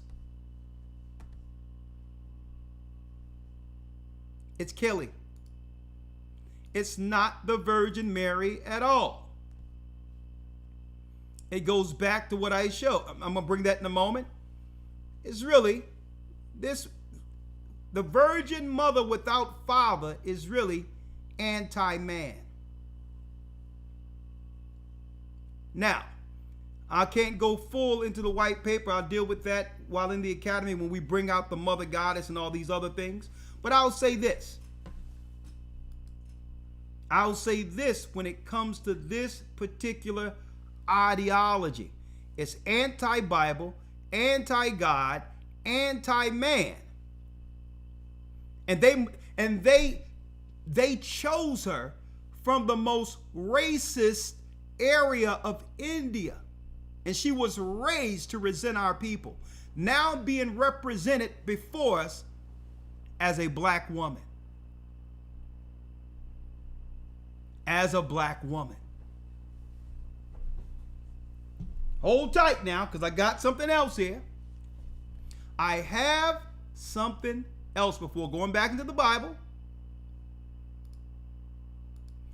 The witchcraft. Because when you see the Statue of Liberty, it's the same goddess. It's the same goddess that was a gift to the United States by France. So a lot of people are looking at this Last Supper in France and all this with the transsexuals and all that. Well, these were the same people who gave you her. The Statue of Liberty. The Statue of Liberty. And some claim that what? That the original Statue of Liberty was what? The body of a woman with the face of a man. Right? The Statue of Liberty. So with this image, mother, child, comes sorcery, but they cannot execute their full power of demon possession that they bring back from South India. They cannot execute, listen to this, they cannot execute the craft that comes from their ancient land without our people or the people they're focusing on. Those people must be under some level of influence. And that's why the demon possession, when I pulled up the white paper, it talks about they call it the hookah. The pipes people smoke, the drugs you take. And out of all of the positions they're given in the United States, in our community, they're given drugs and alcohol as a form of entry to destroy our people. These are warlocks, these are witches, using alcohol, hookah, marijuana, and drugs to gain entry. And by doing so, eventually, our people go mad, demon possession. Now they're all on the streets talking to themselves, losing their minds, while their people are coming over in droves to replace the people they have drugged and have destroyed because they have serious resentment in their homeland against our people, folks. And folks, this is what spiritual warfare looks like. But we're now exposing it. Listen to me clearly. It's being exposed. It's what she symbolizes. This is why they selected her. It's what she believed in. The resentment her people back home has against us is what? Is the key secret weapon to finish what Barack Obama couldn't.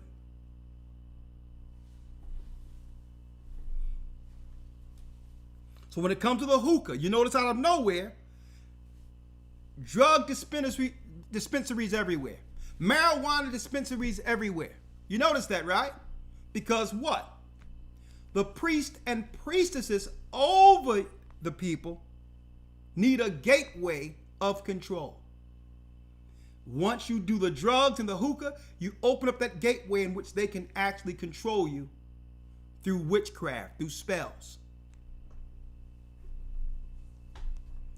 So the takeover happens on the surface first by introducing drugs and alcohol and all these things to the children as a form of control, as a way of waging spiritual warfare that will eventually replace the people they're targeting. They've done this in England, they have done it in Jamaica, and now they're doing it here. Kamala is not like us. Neither was Barack Obama. It was the mother-child symbolism they used as Messiah, the worship of gods and goddesses, to circumvent, to destroy us like they tried to do at the ancient Tower of Babel. Huh? So let's talk now. Elder Lawya, let's get Isaiah real quick.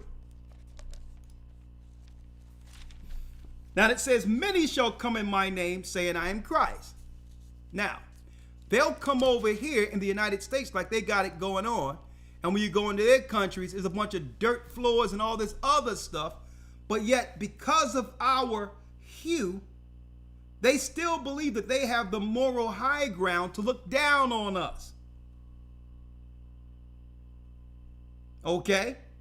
They come over to where we live with a sense of entitlement and pride as if they're better than us. When if you go over there, it looks like crap where they came up at, but they'll come over here and be revered as gods and goddesses. Why?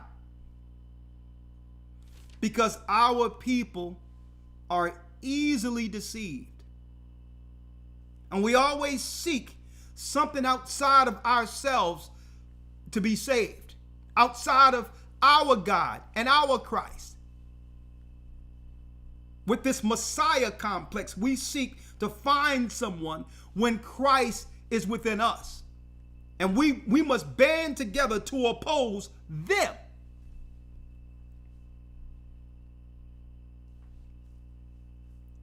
Right? We must oppose it with everything in us.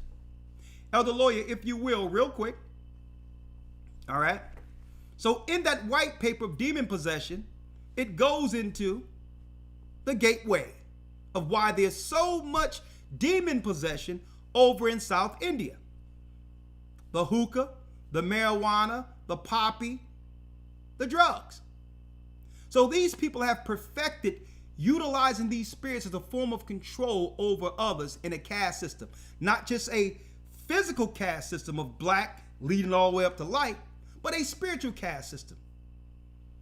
Because the ignorant and poor are the more susceptible for control.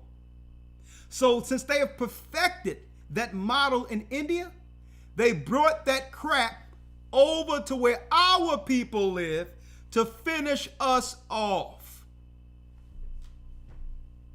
The systems that they're doing in America right now is the caste systems of control they always utilize in South India. The universities have studied this. But guess what? No one reading the Bible have actually put it together. That's why I wanted to show you the levels of warfare they wage against us. I used to wonder, how is it that these people, it seems like there's an agreement with the government where these people come over here and they get the liquor stores. They get the hookah shops. They get all these little things, and we are the majority consumers of it. You would think that even though we shouldn't deal with it at all, you would think that if we were the majority consumers, that one of our people would benefit from it. You would think that if we were the people who's paying money towards it and making these people rich, that at least it should be one of us actually benefiting. As if there's some secret agreement.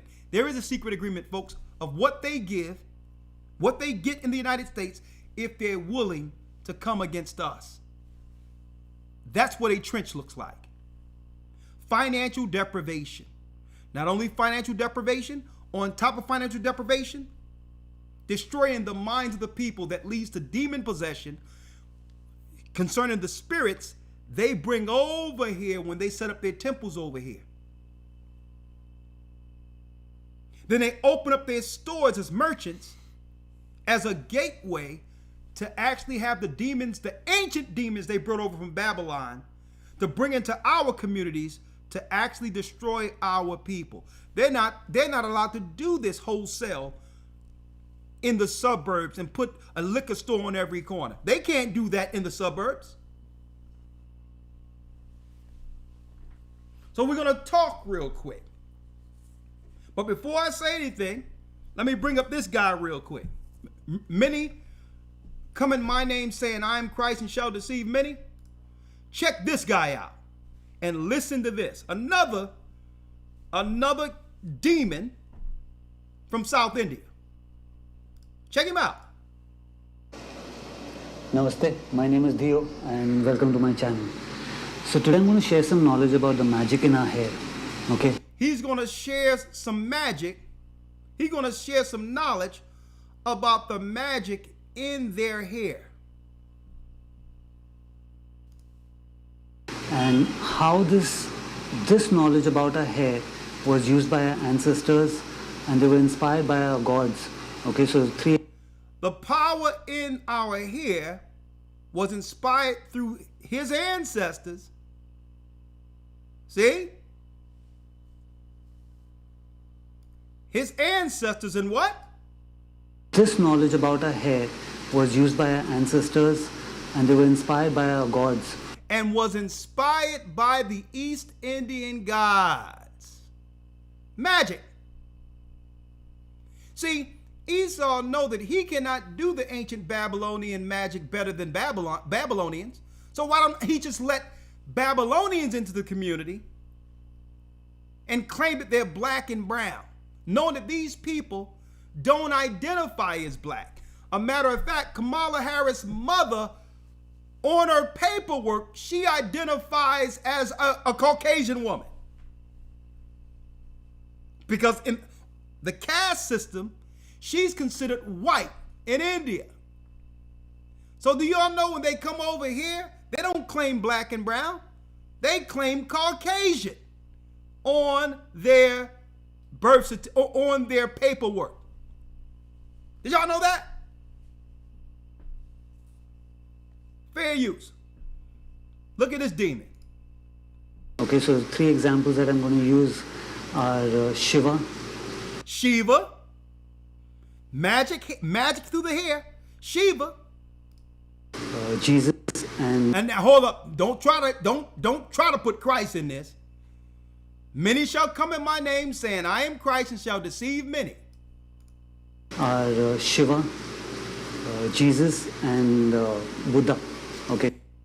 Shiva, Jesus, and Buddha. So we know it's not talking about our Christ. It's talking about what? It's talking about the European child, virgin child. That's why he says Jesus. But don't try to put Christ in this. Many shall come in my name saying, I am Christ, and shall deceive many. And these demons don't even believe in Christ.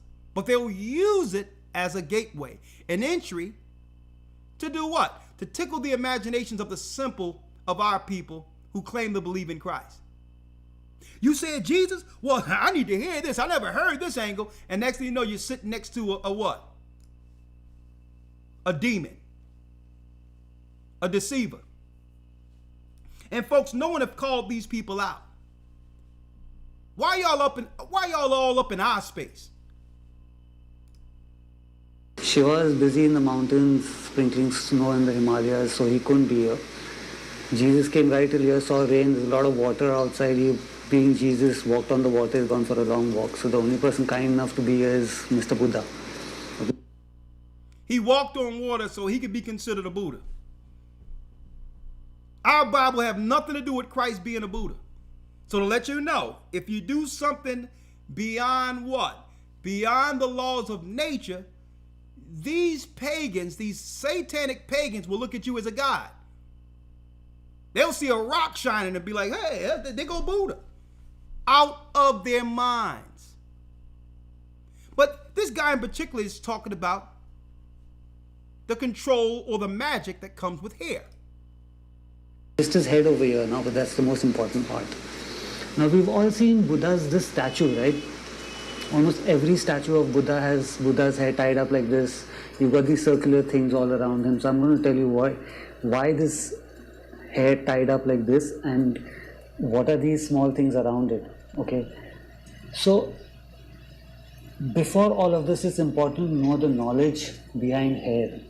The minute you say hair, the first thing that comes to everyone's mind is fashion, okay, or vanity. Okay, so for the purpose of this video, just forget about the fashion part of it and let's see it as how a creator basically intended our hair to be, the reason behind them. Okay, so the main reason behind this hair is that they act like an antenna. Okay, or you can... Now listen, he's dropping it. The hair is an antenna under South Indian magic. They're telling you what's going on. You're connecting to something. You put an antenna on a television to get reception, to get a clear channel. So what happens on your head or in your hair dictates what signal you are receiving according to their satanic beliefs. Hope y'all listening to me. They've waged warfare on every level against us, including through the fashion world. This is why they're here, folks. Other than that, as far as when it comes to what's essential, they're useless to us. We don't need these people. Why are they pressing all up in our mix? We don't need these people. But why are they everywhere? Why do they strategically put them as a trench amongst us? It's their magic, folks. Their deceptive magic. He says it's like an antenna, and I'm not saying this. He's telling y'all now, anyone who decides to fall under their craft, ancient craft, that's on you. You wonder why so many of our people are being diagnosed with bipolar, mental issues, and all these others, folks. They've been put over pharmacy, drugs, whether or not there's legal or illegal, and they've been placed over high magic to be utilized as a form of warfare against the tribes of Judah, Benjamin, and Levi in particular. Oh yeah, Elder Lawya, you probably didn't know this because this got under my skin.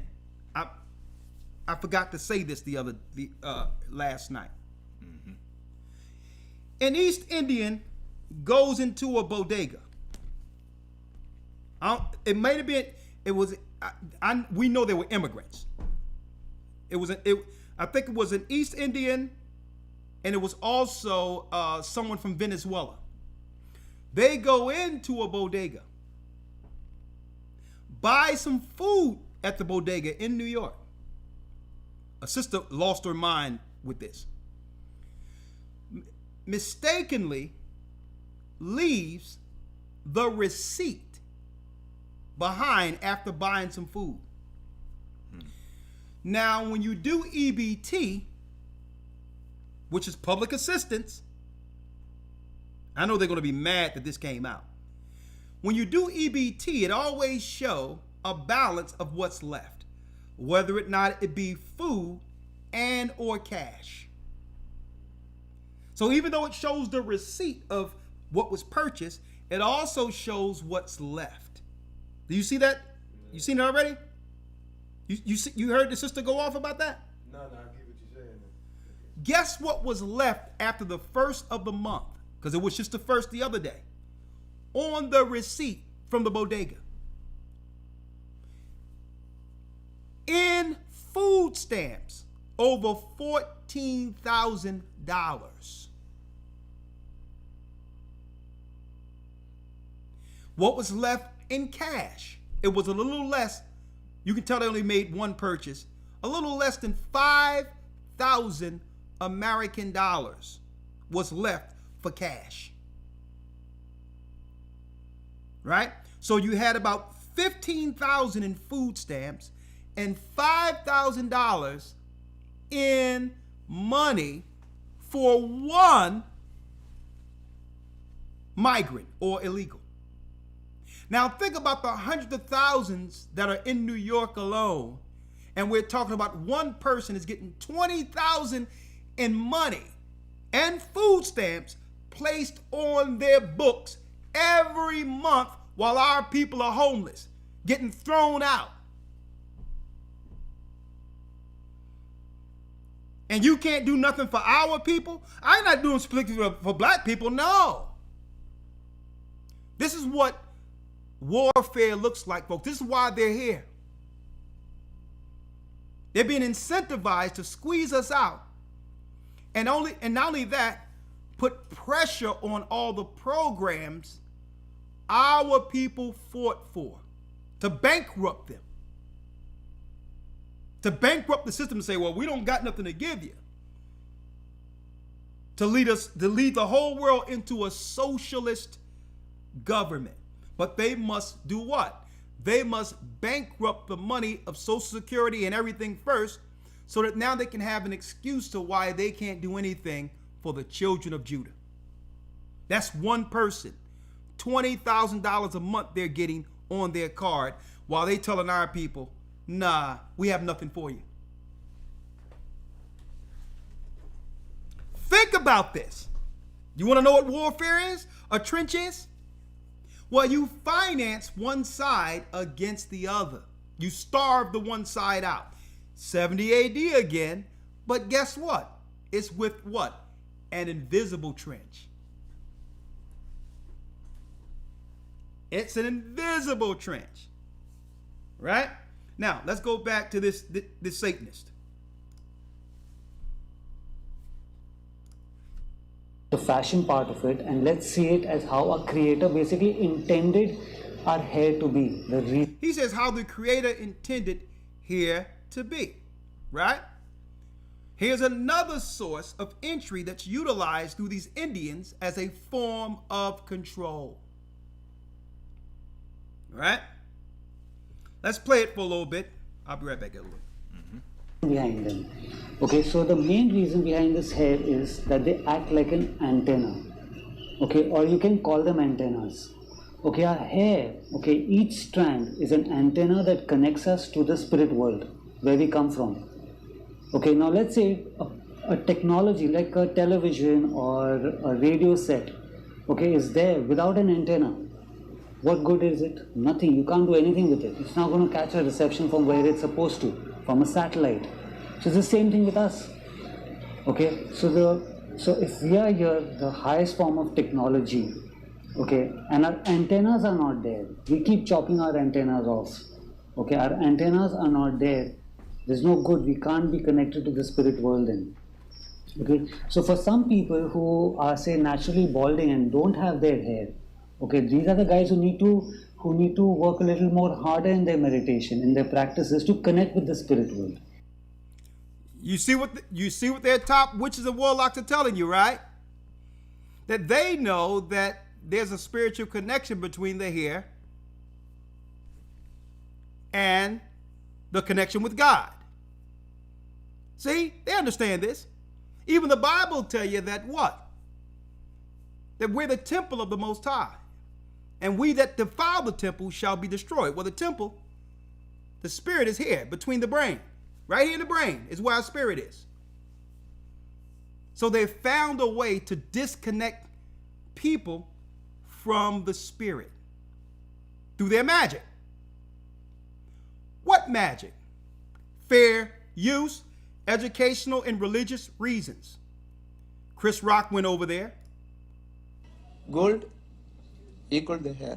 Gold you want 100 kilo. Here it is. In this thing movie, my superstar is very big. Okay. So somebody is cutting hair. So you go see I Am Legend, and when you leave, you go I Am Bald. Gold equal the hair. Gold you want 100 kilo. every jewelers is very easy buy. Very, very easy. Hair is not easy. You buy the 5 kilo, not possible. Hair is worth more than gold. Yes, yes. And women are being scalped Yes. to get this. In India, hair is worth more than gold. So they're going to sacrifice their daughter's hair. Because why? Control is worth more than gold. Control is worth more than gold. Minimum 10 inch to 40. 10 inches and better. Yes. It's like porno. Tell me. I've learned that this good hair came from a religious ceremony called Tantra. And that's A religious ceremony called Kancha. what I needed to see. The Tantra ceremony. If my daughters were going to eventually wear this hair, I needed to see what kind of person's head it had been on first. If my daughters was going to wear this hair, I needed to see the people whose head it's been on first. He traveled to India, folks. Top magic. You want to see why our communities are utterly destroyed?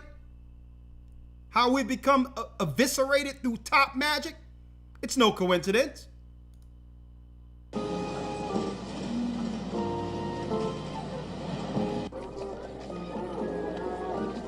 Fair use, educational reasons only.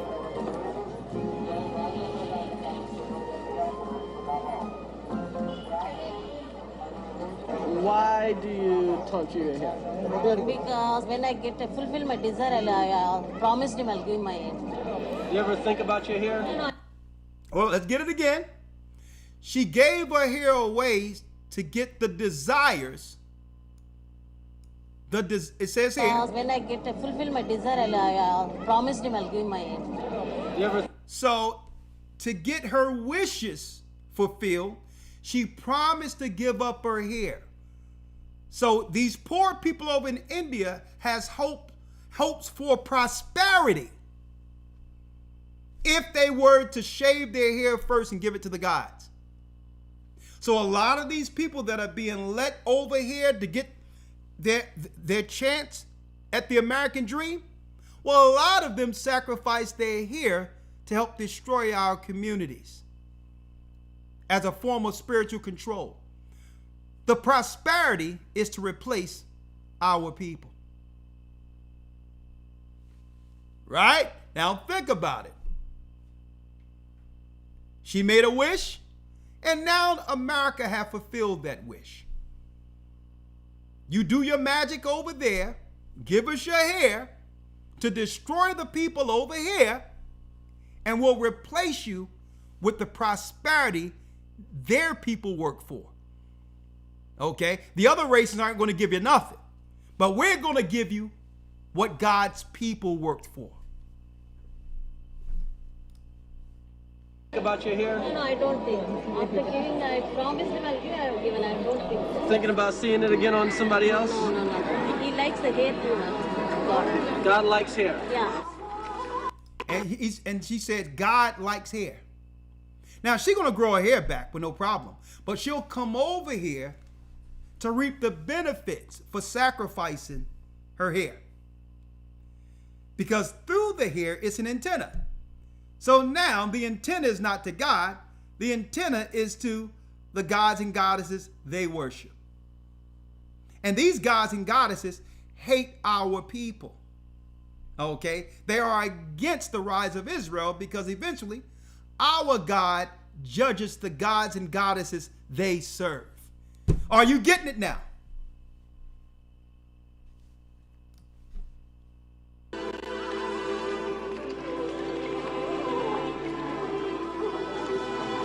Tantra. That's the word we keep hearing, Tantra. 85% of India's population have had their hair shaved at least twice in a lifetime in a religious ceremony known as Tantra. In India, hair is considered a vanity, and removing hair is considered an act of self-sacrifice.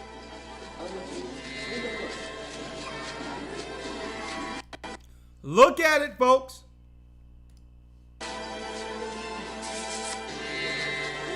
Fair use.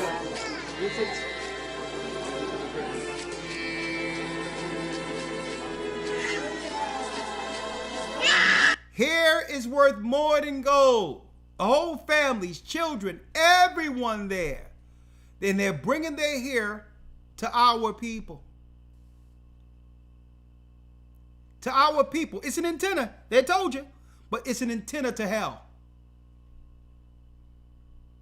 And they said the hair is vanity. So it's whoever put on the hair, they change. They become vain. See? They put on an alter ego of what the East Indians were trying to shed away.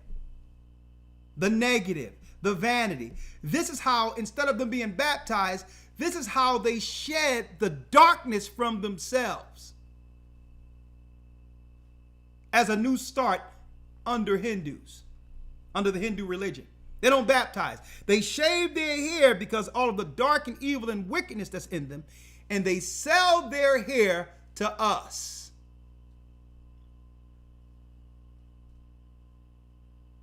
And you wonder why there's so many mental illnesses going on in our community.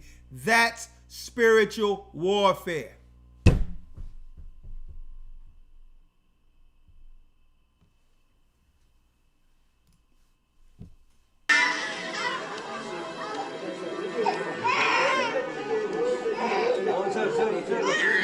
You look at the baby getting tortured up in there. These people, you listen. They take their religion seriously, folks. Baby sitting there screaming. Chris Rock looking at it. What is going on over here? But you know what? It's worth it for them. Living dirt poor with an opportunity to take our people down if the opportunity presented itself. And it can present itself if they open the borders and Kamala becomes the czar over the borders as an entry to allow her people in to replace the people who've been targeted by the Babylonians.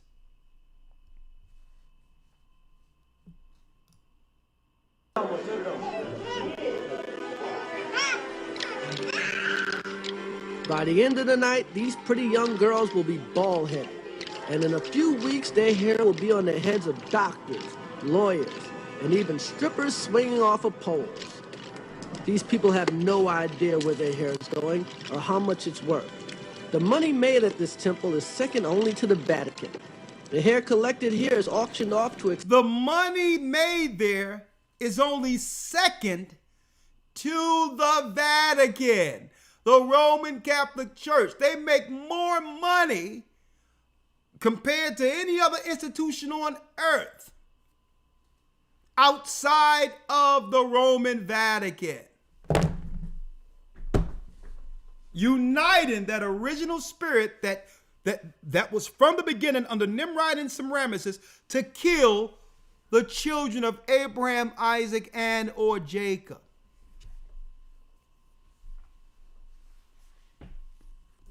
Huh? Off to exporters who distribute it around the planet. But its chief destination is the weave capital of the world, Los Angeles. See that? This is why I'm exposing the secret racial war of Babylon. Y'all wonder how these people are now gaining traction, preeminence, power, finances, and status over us? Folks, they've been patient. We've been infiltrated through every level of war you can imagine. Okay? Under a caste system set up by Satan himself. Elder Lawya, if you will. Let's go to that woman who sits on many waters. Right? No, let's go to the one in Isaiah, the sorcery. Isaiah 47. Right? Isaiah 47 verse 1. Isaiah 47 verse 1. Hold on.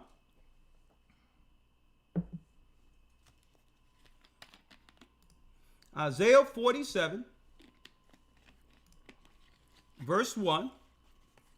Okay, 1 second. And what are we discussing here? The spirit of Babylon. Folks, it was a line in all of the races and the Gentile nations who have always destroyed our people and given them the power over us at the very last.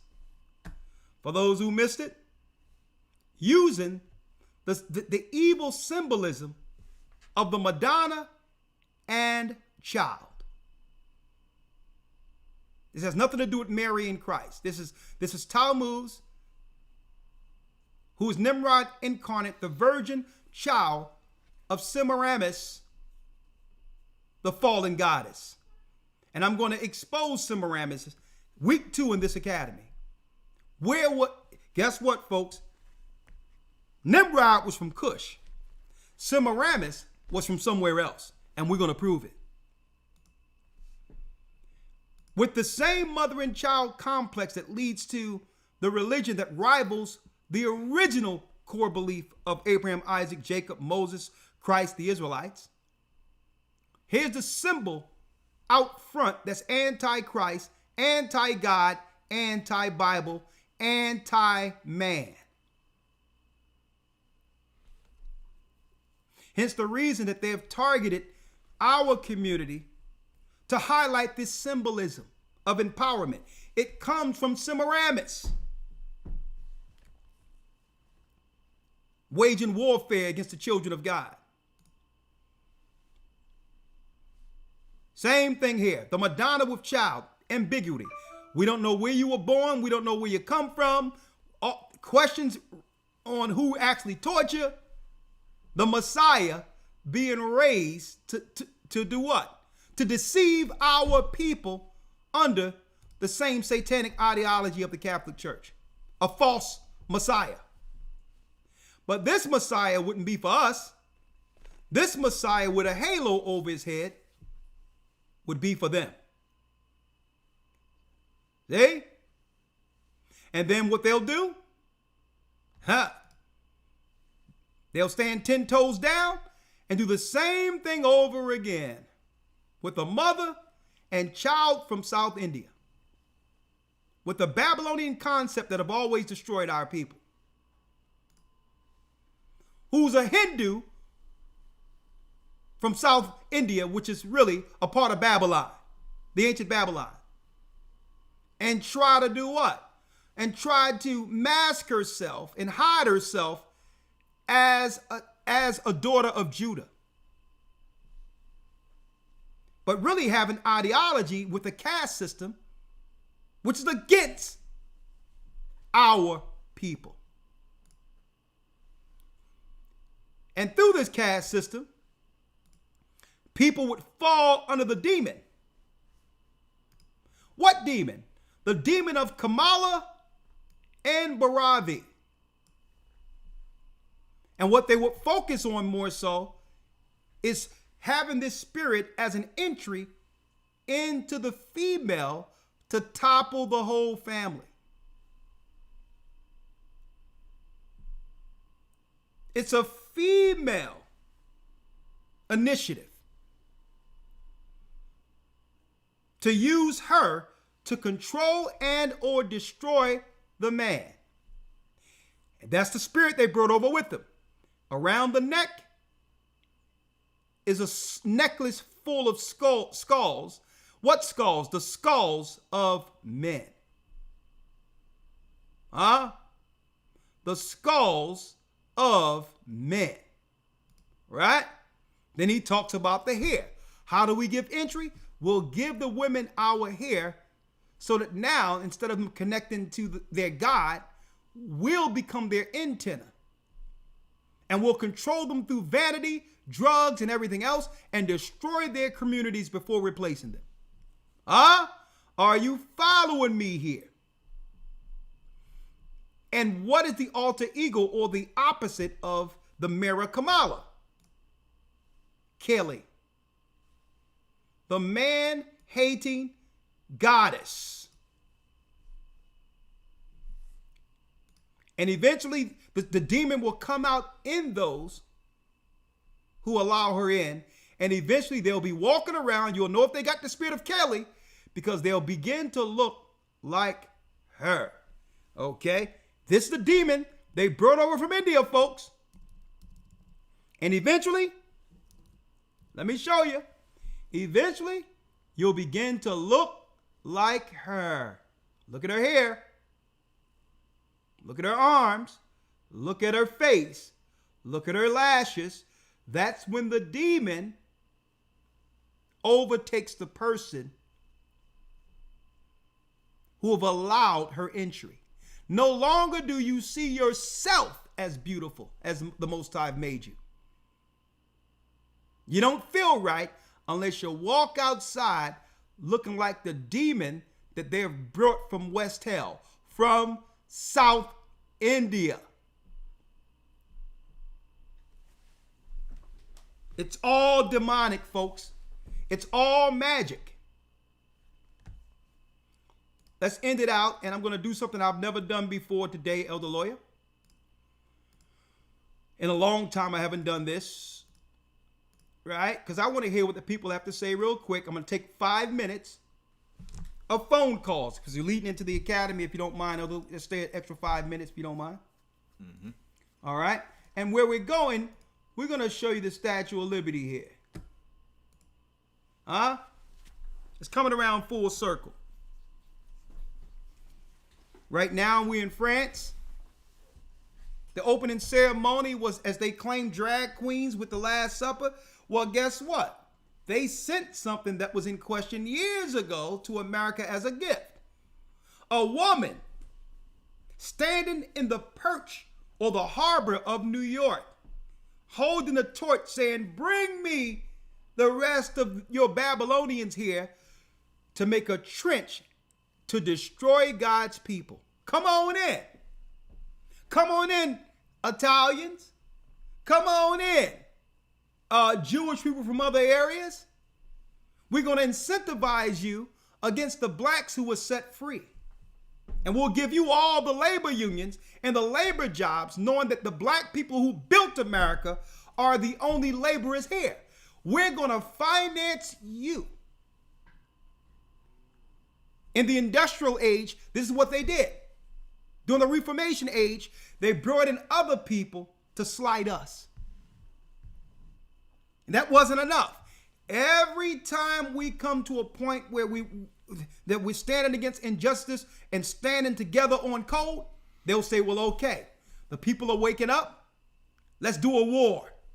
Civil rights, we were getting all the attention during civil rights throughout the whole world. Sympathy and everything else. No one was talking about the Holocaust during the civil rights movement. See? No one was talking about a fight in Germany against Europeans. So what did they do? Vietnam War. Every time our people get on code, war. They instituted a draft, locked up Muhammad Ali, and had all of our strong warriors go over to fight our own people. A lot of the Vietnamese are our people who were scattered in different parts of Asia. Only to have our warrior class come back strung out on heroin. Okay? And because it was an unjust war, okay, wasn't welcome as heroes. Died with mental issues. Every time we come together, this is what they do. And now, we're on code now. We're saying, nah, you're not going to Obama us again with your false messiah. We're not accepting the people you've selected that has resentment against our people to come over to control us. Trying to cosplay as a black woman when our sisters are suffering. When you would have one of your people come over and get $20,000 a month and our sisters don't have anything? No. Now we on code again because the Most High is the antenna that has awakened the children of Israel. He's the antenna through the Holy Spirit. And that's what's going on. And because of this, you know what they're about to do? War. The only thing they can do to counterbalance the awakening right now, to actually get a go at our people while we're at our weakest, is to declare war again. So that's what no one is talking about. They want people talking about Kamala and everything else, but who's running the White House right now, and what's really happening with the war leading up to Iran? That's what you should be looking at. Because every time we come on code and figure them out, because we're going to resist them, folks. They know we're going to resist them. This is why the first thing the Biden administration did when he was voted in was to give an anti-hate law for Asians. Because they knew, based on the destruction they would do against us, that our people would begin to fight back against the trenches that have been made around us. This is why they gave them a hate crime first, knowing that eventually when we wake up, we're going to fight for in the spirit of self-preservation. Huh? Show this video to everyone you know. And folks, it doesn't end now, because tomorrow in the news tomorrow, folks, I'm going to tell you, it's uncensored. Guess what? I don't have to watch exactly every word come out of my mouth in the academy. Sometimes it's guarded, respecting the guidelines here, folks.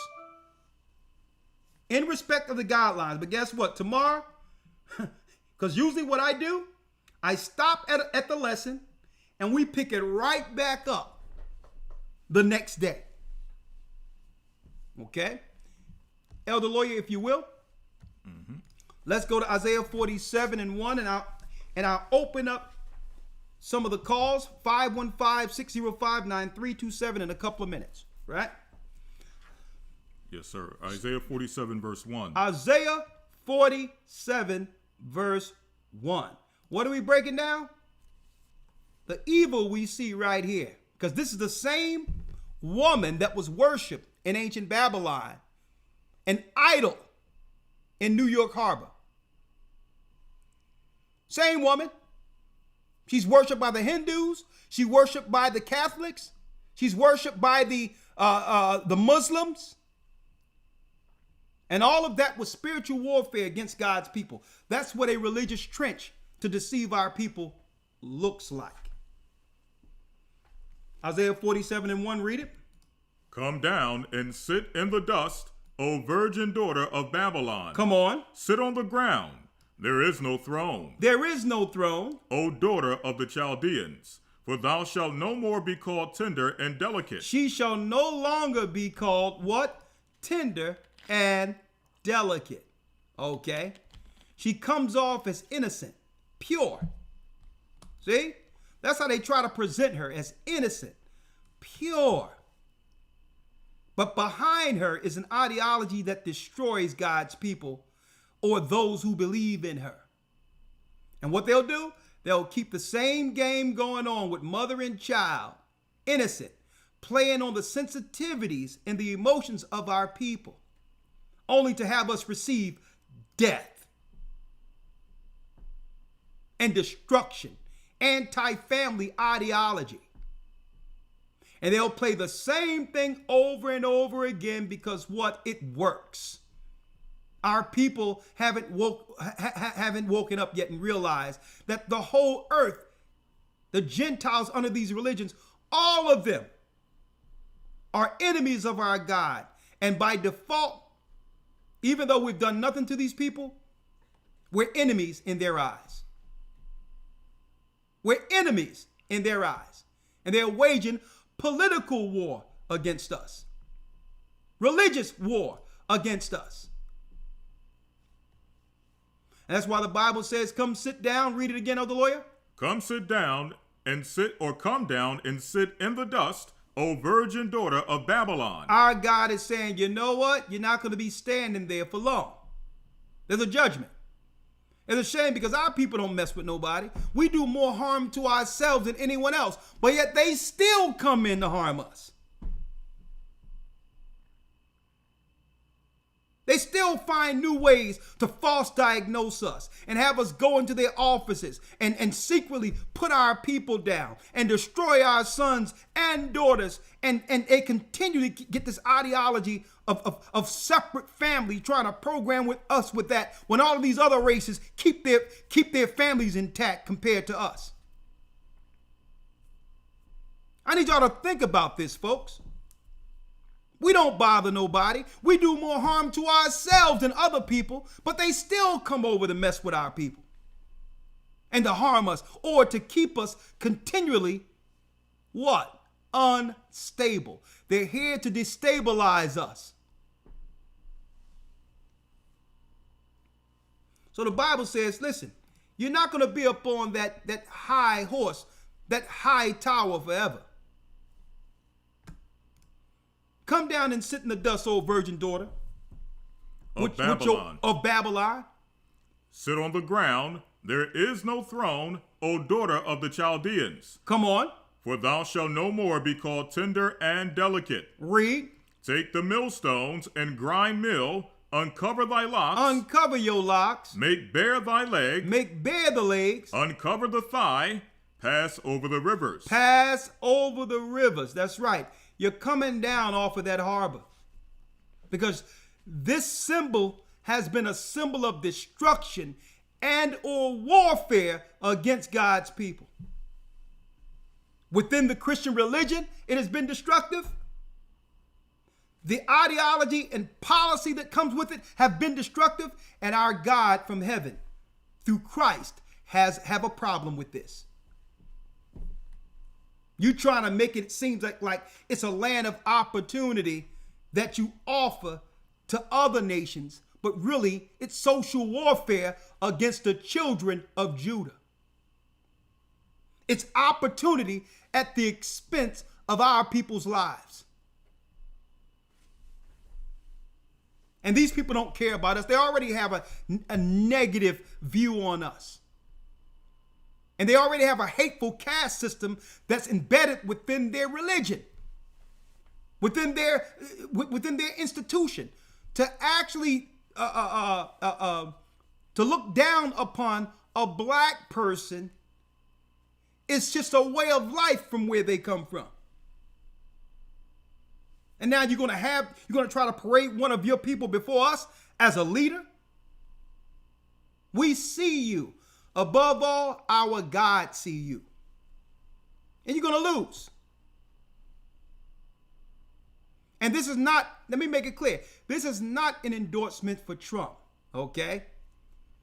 A wing cannot fly without, a bird cannot fly without two wings, all right?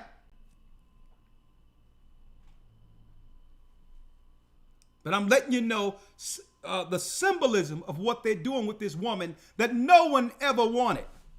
That no one voted for.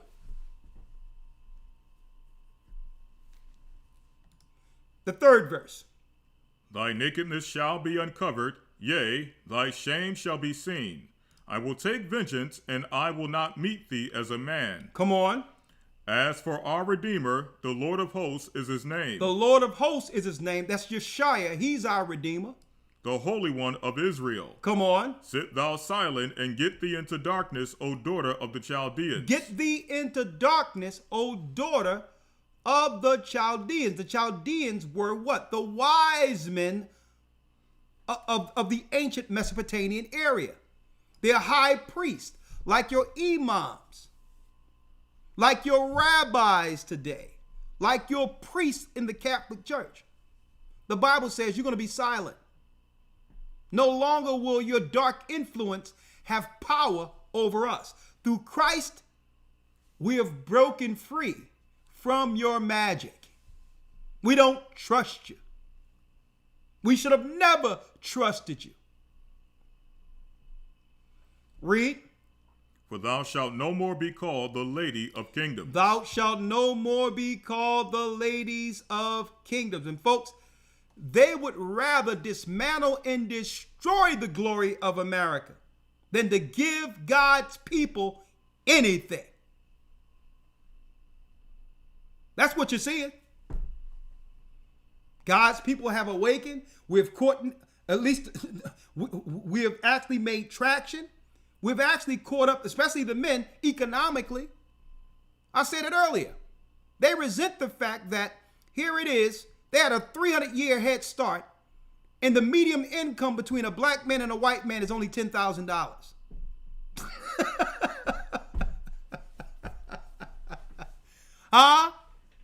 So now they've brought in reinforcements.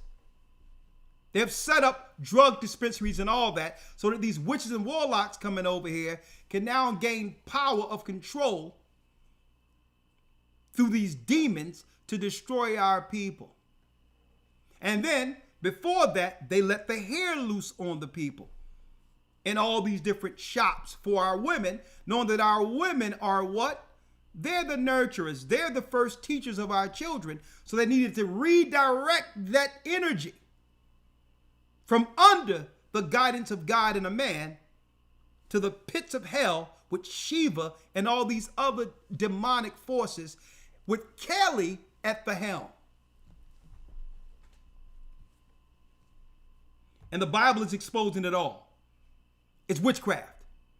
6. I was wroth with my people. He says, I was mad at my people. I polluted mine inheritance. I allowed you to do this because my people sinned. Read. And given them into thine hand. I gave them over to you, is what he's telling the nations. Babylon. Read. Thou didst show them no mercy. But instead of caring for us like God's people, we were already broken. We lost everything. You know we're God's people. And you showed us no mercy. You're seizing an opportunity to destroy us when that's not why God placed us into your hands. See? It was chastisement, not for you to utterly destroy our families. Read. Upon the ancient hast thou very heavily laid thy yoke. Come on. As thou saidest, I shall be a lady forever. And she thinks she will be a lady forever. Read. So that thou didst not lay these things to thy heart, neither didst thou remember the latter end of it. Read. Therefore hear now this, thou that art given to pleasures, that dwellest carelessly, that sayest in thine heart, I am, and none else beside me. And that's what they're saying. They're God. That it's all about them. That you believe that the God of Israel has totally forsaken his people. But no. He has awakened his people through the Spirit of Christ. And what we're speaking about and what we're talking about out of this Bible, folks, they're in fear of what's coming out of this Bible. The enemy who's attacking us, they're in fear because they know if enough of our people come to this knowledge that we have enough power from on high to oppose them. See, they understand this. And she says, I shall what? I shall not sit as a widow. Read. Neither shall I know the loss of children. They think they're going to go on forever while sliding, disrespecting, and also harming the children of God. 9. But these two things shall come to thee in a moment and one day. The Most High says one day, and one day all these are going to come to you. What? The loss of children. The loss of children. And widowhood. And widowhood. The loss of men. Your men will fall in war, according to our God. A lot of women will be left with no protector. Widowhood. Read. They shall come upon thee in their perfection for the multitude of thy sorceries. Why? For the multitude of thy sorceries. Babylon has always been known since its inception for witchcraft. That's their power. They cannot oppose us physically. They cannot outsmart us. They don't have high intelligence like they would have you make you believe. Their power, when it comes to the East Indians and others, is in deception. sorcery, going into the pharmacy, medical realm. Because they're cowards, this is how they attack us under the guise of helping us. Sorcery. They go into pharmakeia. Pharmakeia is pharmacy. Pharmacy in the Greek is sorcery. So they go into these areas, misdiagnose us, and have us come up with all these mental illnesses, physical ailments, and all of that because they're cowards. And they don't care about men, women, or children. Look what they do to their own children over there in India. And it says, and the great abundance of what?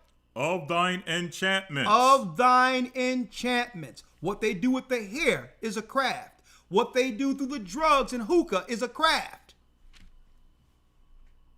In a nutshell, it's power through invocation.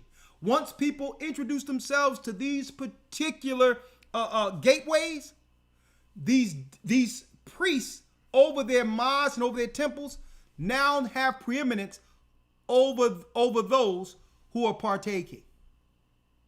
Now they have spiritual control and now have entry to destroy you. And after destroying you, they'll replace you with their people. 10. For thou hast trusted in thy wickedness. They have trusted in their wickedness. Thou hast said, none seeth me. And they think no one can see them. We can see you now. We can see you now. We're not going to be fooled by this black, brown garbage either. We're the children of Israel. Who are you? Read. Thy wisdom and thy knowledge, it hath perverted thee, and thou hast said in thine heart, I am, and none else beside me. Come on. Therefore shall evil come upon thee. Thou shalt not know from whence it riseth. You're not going to know where it comes from. The heavens will fight for us. But it still comes down to whether or not our people in particular will continue to be what? Influenced and or controlled by you. How many of our people are going to still follow in the ways of Babylon and trust her? And that's really the problem. That's really the problem. I see our people today. After this clown show we've gone through for 4 years, people still standing up talking about, even black sisters talking about Kamala. She don't like you. She don't care about you. Where she come from, she resent you. What she symbolizes is the fall of the black woman altogether. That's what she symbolizes. Because out of all the people who were born here, who served chattel slavery and was raped and robbed and destroyed by slave masters, they didn't feel anything about one of you to be chosen. Out of 40, quote unquote, black women who were actually in the pool to be vice president, according to Biden himself.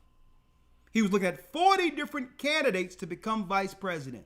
And he didn't have enough respect for the black women who bled on this soil to choose one of us, one of our sisters. That's how much resentment they have for you. And the Most High would have it that way to prove to you they never cared about you. Okay? And they still don't. Read. 11.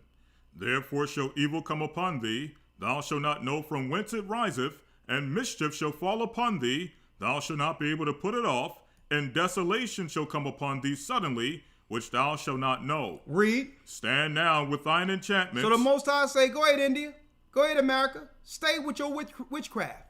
Because the spell has been broken off those who truly receive the gospel of Christ, the knowledge of our ancestors, Abraham, Isaac, and Jacob, of the patriarchs, those who cleave to the true value of this book called the Bible, our history book, our prophetic book, Our past, present, and future is contained in it, including the fall of those who have always opposed our people. Stand now with your enchantments and with the multitude of thy sorceries, and your witchcraft, wherein thou hast labored from thy youth. Since the inception of your countries, you've used the craft. And how do you use the craft? You use drugs as the gateway, as a form of control over the masses. So we must break free from their drugs. All of them, we must break free from it.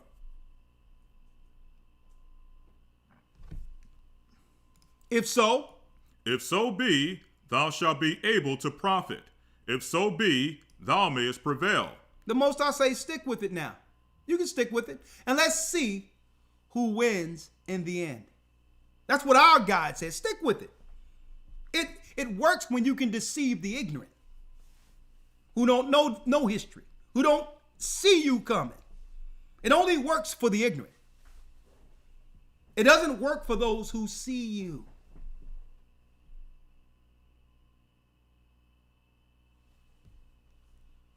Read. 13.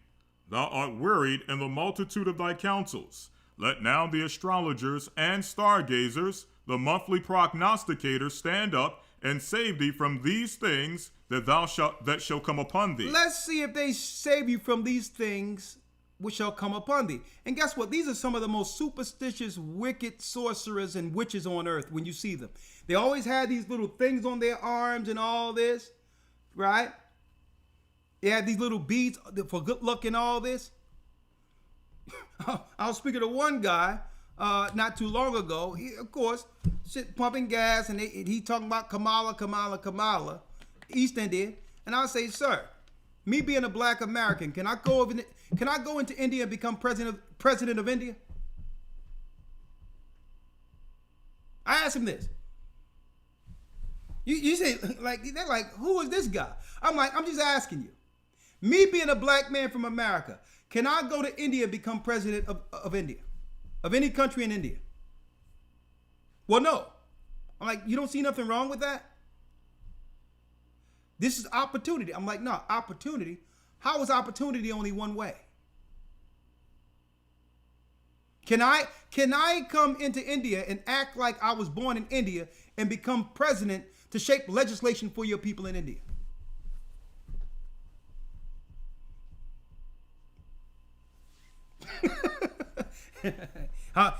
You go on. I'm saying, y'all talking about Kamala. I got a question out there for you, because we don't accept this. I don't accept this political system altogether. But no, it's straight witchcraft to have us receive something and have us accept something when it comes to other people, when they would never accept us where they come from. That's witchcraft. That's a craft. Something must be wrong with your mind, that you have to accept a person who's against you. The only thing they had to do was get on a plane and leapfrog you, who have suffered in the same country for generations. That's witchcraft. Thou art wearied in the multitude of thy counsels. Let now your astrologers, go ahead. The stargazers. The monthly prognosticators. Yes, sir. Stand up and save thee from these things that shall come upon thee. Let's see if Shiva, Buddha, and even the goddess Kamala you worship, because that's another goddess, folks, that leans back to Semiramis. And we're going to break down the origin of the Queen Mother, week 2 in the Hebrew Bible Academy. A straight destructive, vindictive, evil, wicked goddess. Of course, you would know that because they present her like this. Man, I can't wait till tomorrow. Brand new studio in the Hebrew and Bible Academy. Lord. Week 1, from beginning to the end, historytimes.org. Help us, support us. We are in a spiritual war, but with your help, we win. All right? Now, I'll open up the lines first, and I want to know y'all whether or not y'all getting that academy now. We're going to open up the lines real quick. 5 minutes, Q&As, or if you have anything to say on the lesson we've done today, right? Blog Talk Radio. I'll put the number up in one moment.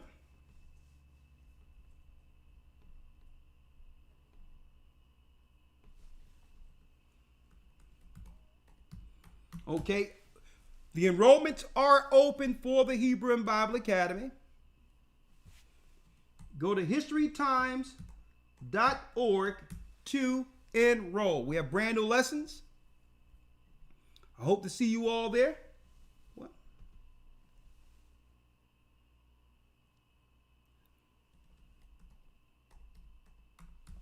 That's right, that's it. Oh, what's going on here?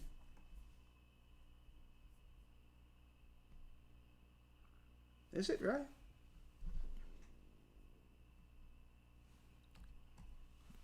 Is it?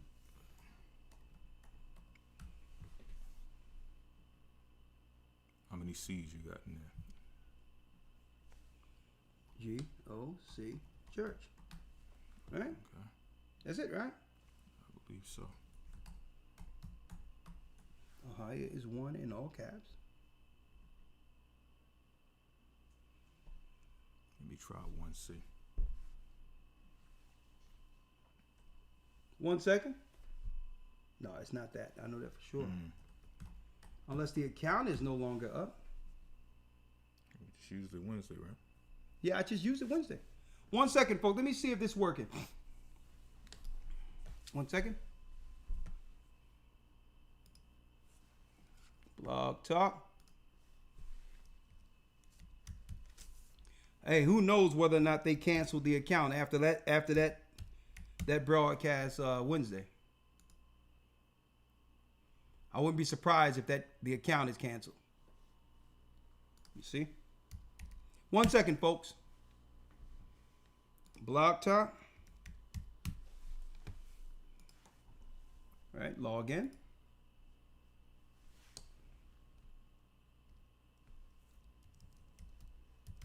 That's it. Right? Password.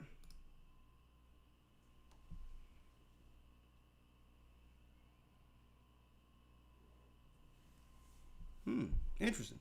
All right. Well, I got to go another way here. Let's go to Zoom and I'll see if they canceled our Blog Talk. Hey. That's interesting. I wouldn't be surprised if they did, though. I wouldn't be surprised. Right? It's all good. After that broadcast last week, you know, it wouldn't surprise me. That's correct.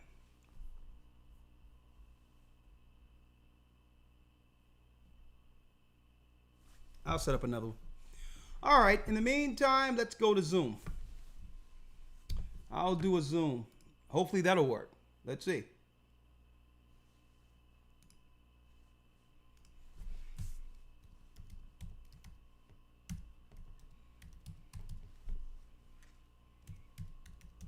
I'll do it for 5 minutes for those who would like to come in.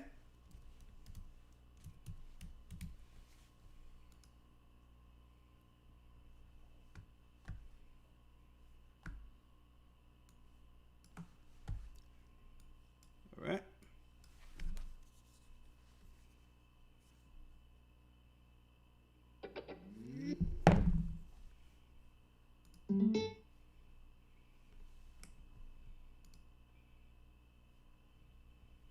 Check 1, 2.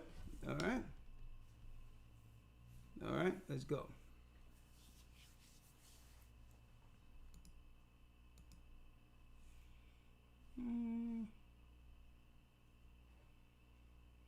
Check 1, 2. All right, got that. Speaker. All right, we good.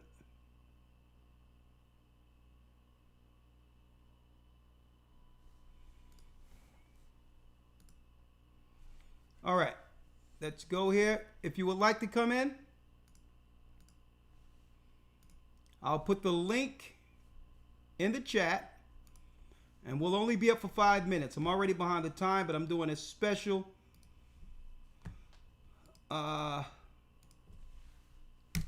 Zoom strictly because we're tomorrow leading into the academy. So I'll take 5 minutes of Q&A for those who would like to be a part of it. Very interesting. Hey man, I think that I think we may have struck a nerve on Blog Talk, huh? May have to set up another one. All right. The Zoom, brothers and sisters, is in the chat there. I'll put it up again. For those who would like to come in real quick, I'll take as many as I can. Leading into the academy, if you have any questions, I'll be more than happy to answer those. Hopefully, Zoom works, but we'll see. Ahaya, make sure that you hit, brothers and sisters, the audio device. Make sure when it asks, would you like to use the audio device?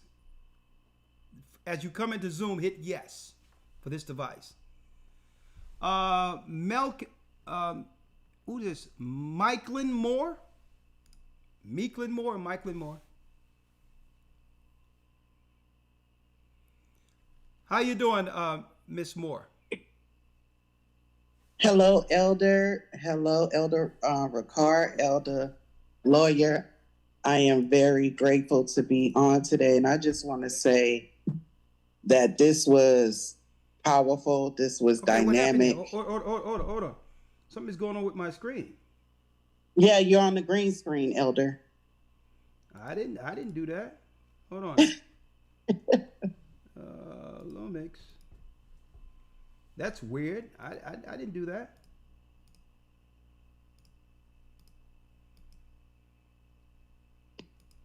That's weird. Hold on. Yes, sir. You see that? Mm-hmm. All right, let's do this.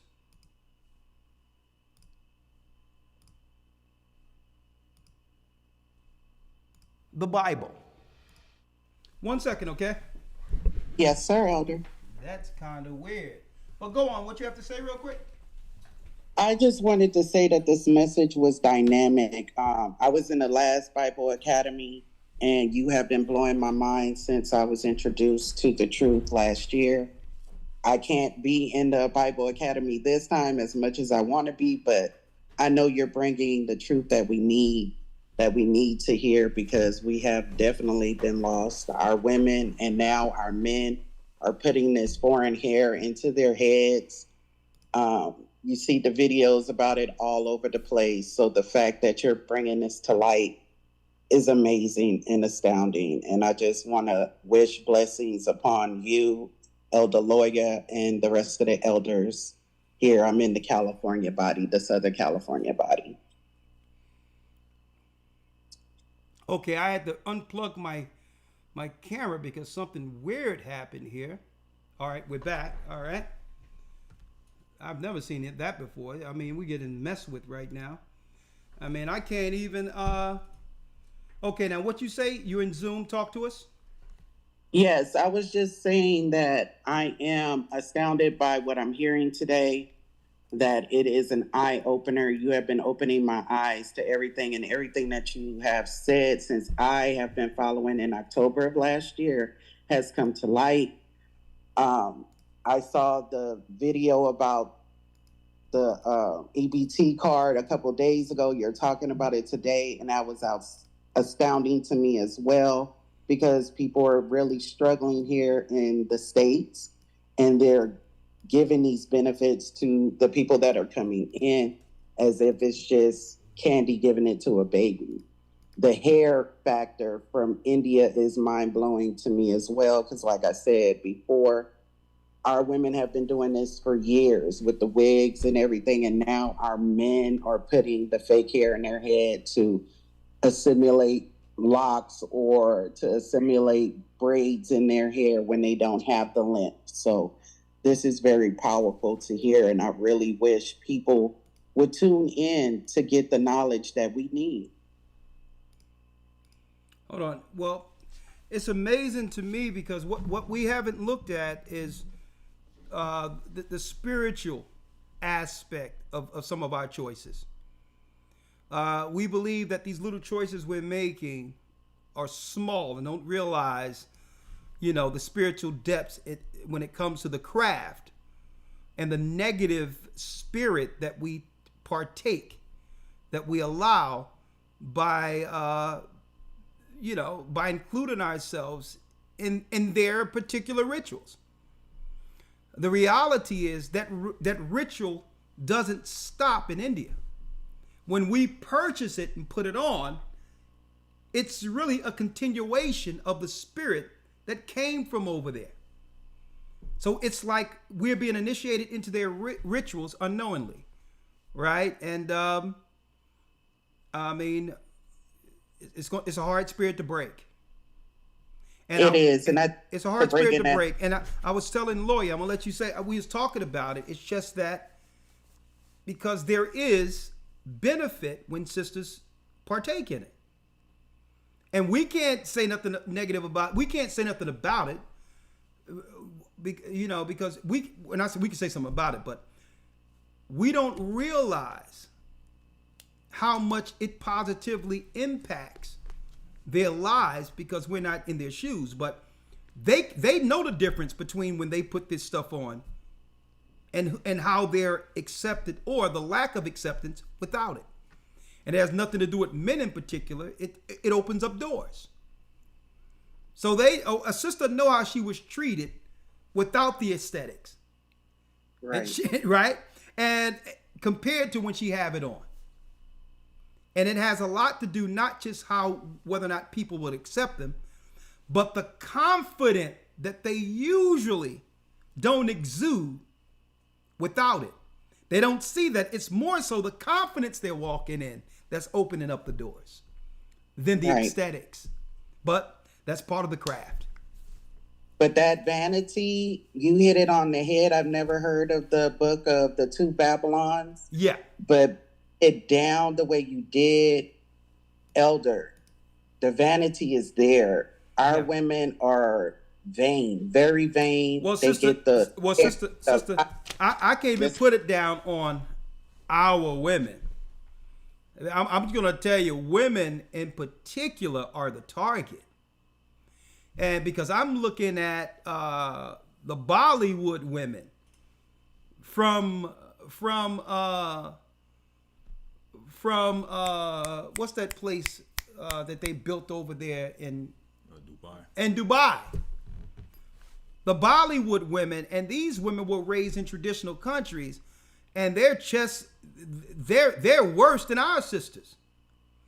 It's just who actually accepts the spirit. Now, I'm gonna tell you right now. Now it affects our sisters more so because usually those that are on the bottom are affected negatively more so than any other ethnicity or group. Yeah. So it's more so being highlighted and examined as a negative more so with us because they would like to promote us as negative.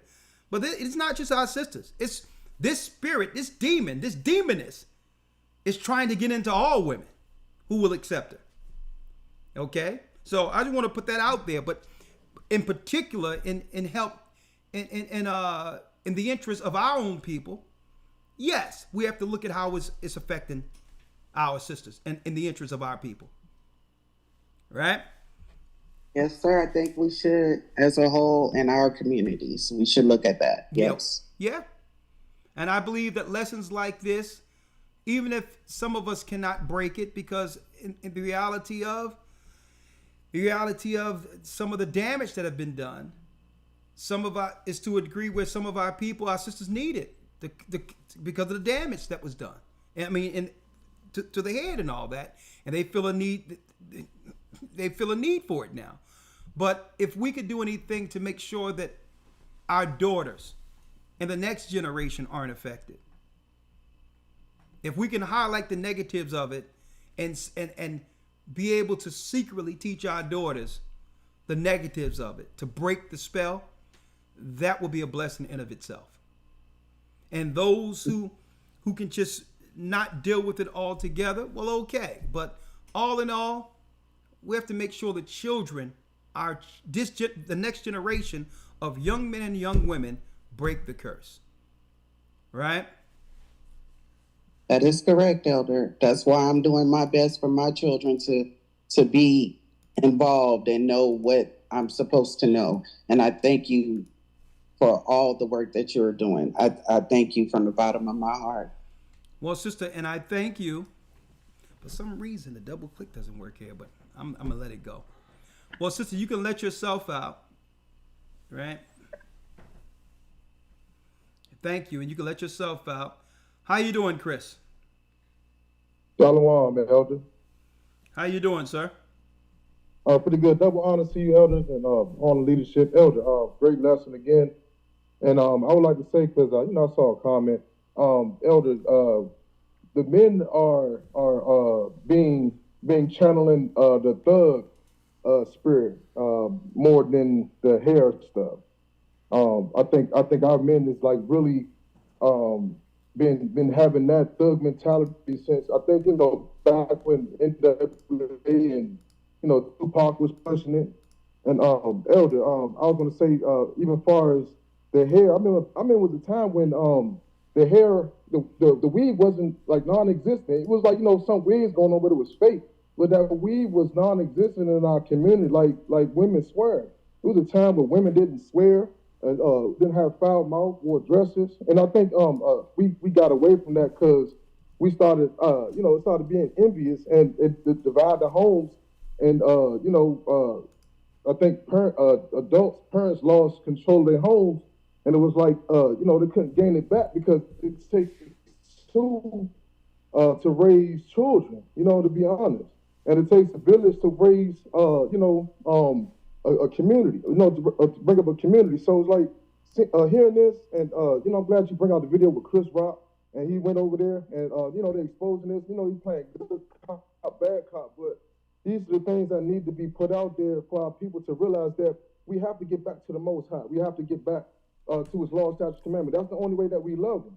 Is to get into the world, to stay in His great His light. And under His grace is to have that with us. And also, we just have to stop envying our oppressors. Like, Elder, even to the point with the thuggy spirit.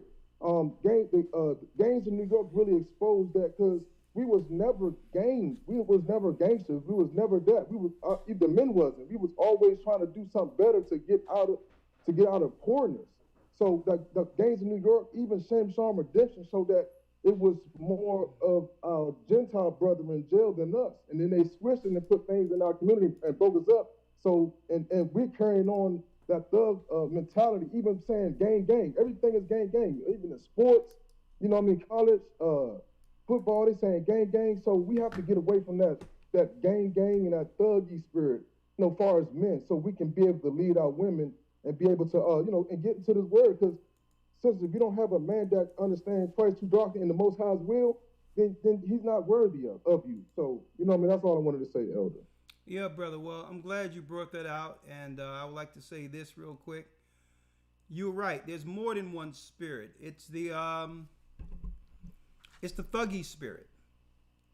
And I mentioned that many days before, because these particular spirits go hand in hand.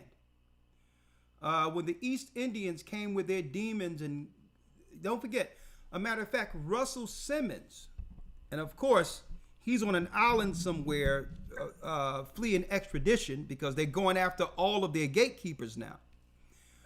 Russell Simmons years ago said that he sat with some sages and all of that, and it was a Jewish rabbi and other people from India. And what fascinated him was the thug statue. He went into the house and showed all these Eastern statues, and one of the statues was an all gold statue of a thug. And it was through that thug spirit that they introduced the thug life in hip hop. Hip hop used to be about consciousness, self-destruction, stopping self-destruction, speaking to the negatives, speaking against power. That's what hip hop originally was. It was more educated, a vocabulary and all of that. It was an intelligence attached to the original hip hop. Okay. Also, it was speaking about the struggles. It's like a jungle sometimes. It makes me wonder how I keep from going under, right? We were talking about, we were trying to address the ills of our community, the spirits that were killing us inwardly. But here it is. Russell Simmons said he was introduced to a thug spirit, it was all gold. I would never forget this series on, it was on BET. He had a thug statue. And we knew nothing of this. And all of a sudden, come to find out when you do the research, they were actually invoking these ancient spirits from India. These murderous, evil people called Thuggy. It was called Thuggy. And it tell you Thuggy is who? When you read this here, let me put it here real quick. It's a Thuggy from Central India. Their activities were to murder and rob. So the more they allow these people into our country, the more crime will go up. Scamming and all of that comes from these people. And they started infusing that within hip hop culture. Hip hop became the vehicle for this that would destructively program our men. But Thuggy does everything. He murder and everything to be accepted under the graces of the goddess Kali. Okay? He murder, he rob, he steal to be under the grace of Kali. And this is how a lot of these women don't understand when they think of, I don't want a nice guy, he's too nice, I want a bad boy. They don't know if they've been subconsciously programmed into what? Because a bad boy will kill, die, and everything for the goddess Kali. So women in their young age aim towards getting a bad boy, not realizing it's a demon. Even the way he dressed with his pants hanging, that comes from how these guys, the thugs, were dressed with sagging pants and all these things. That's not from our culture. These are demons that have been infused in our culture. Okay? Because even back in the 50s, in the 60s, even when it talks about the bad guys who was amongst our people, guess what? They were still distinguished. Okay? Even if they weren't operating in the church and all that, they dressed distinguished. They looked distinguished. And there was a respect. They understood that they were doing wrong, and they paid homage and obeisances to those that were trying to follow God in Christ. They would come in and they would pay their tithes, they would do whatever, but they were distinguished. Even those who didn't do right in our community had a distinguished look. Not these guys. So if our parents were distinguished and our grandparents were distinguished, where did this come from? The sagging and all that. It's a demon we allowed to come in from India. And that male spirit worships the spirit of Kali. Kali is the mother goddess, the goddess of time, and she feeds off of the blood of men. those who would do anything for her. She could care less about him. The only thing she cares about a man is what he can do for her. Men are expendable according to the spirit of Kaylee. Man, I'm dropping. Listen, I got it. This is week 2 lesson. I can't go on a week 2 lesson right now. So I'm just saying it comes at the expense. And guess what? Kelly don't even care about her own children. She hate her sons. Okay? The only thing she care about her sons, if her son can go out there and rob, steal, and kill, just like the father that's probably arrested and or dead. It's a demon. So yes, the demon doesn't stop just with the woman right here, with all the aesthetics. It starts with men who are seeking to do what? Bow, still kill for the admiration of a woman. Okay, thuggy is simp. Okay? Thank you, my brother. Yes, sir. Shalom. Shalom. Thuggy is simp. All right. Well, that concludes our lesson for today. Thanks for calling in. Thanks for zooming in. I'm glad this works. And I'm going to do everything to retrieve our blog talk account. I don't know whether or not it ran out or there's some issues with it, but I'll seek to fix it. With that, Hebrew and Bible Academy tomorrow. We'll see you there. From 9 a.m. to 3 p.m. begins a new installment for 3 months. I can't wait to see what Shapat have dived into for the news. But something tells me it has something to do with the war that they'll probably wage, or I wouldn't be surprised before the election they go into war with Iran.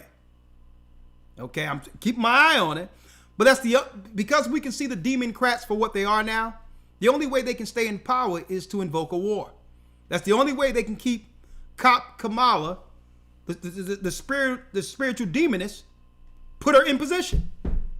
Okay, who knows whether or not Biden will make it to the election and she becomes president by default. Huh? Well, that concludes our lesson for today. I love you all, brothers and sisters. Thank you for your support. You can see right here on how to support us. $GOCC 144 donate. Go to gatherwithchrist.org if you want to know about what this church is all about. And go to historytimes.org. The administration is on standby. Let's do week 1 of the academy tomorrow. Shalom. Shalom. And keep in mind, we're on our way to Zion. Shalom. Thank you, Elder Lawya. Yes, sir. Repent, for the kingdom of heaven is at hand.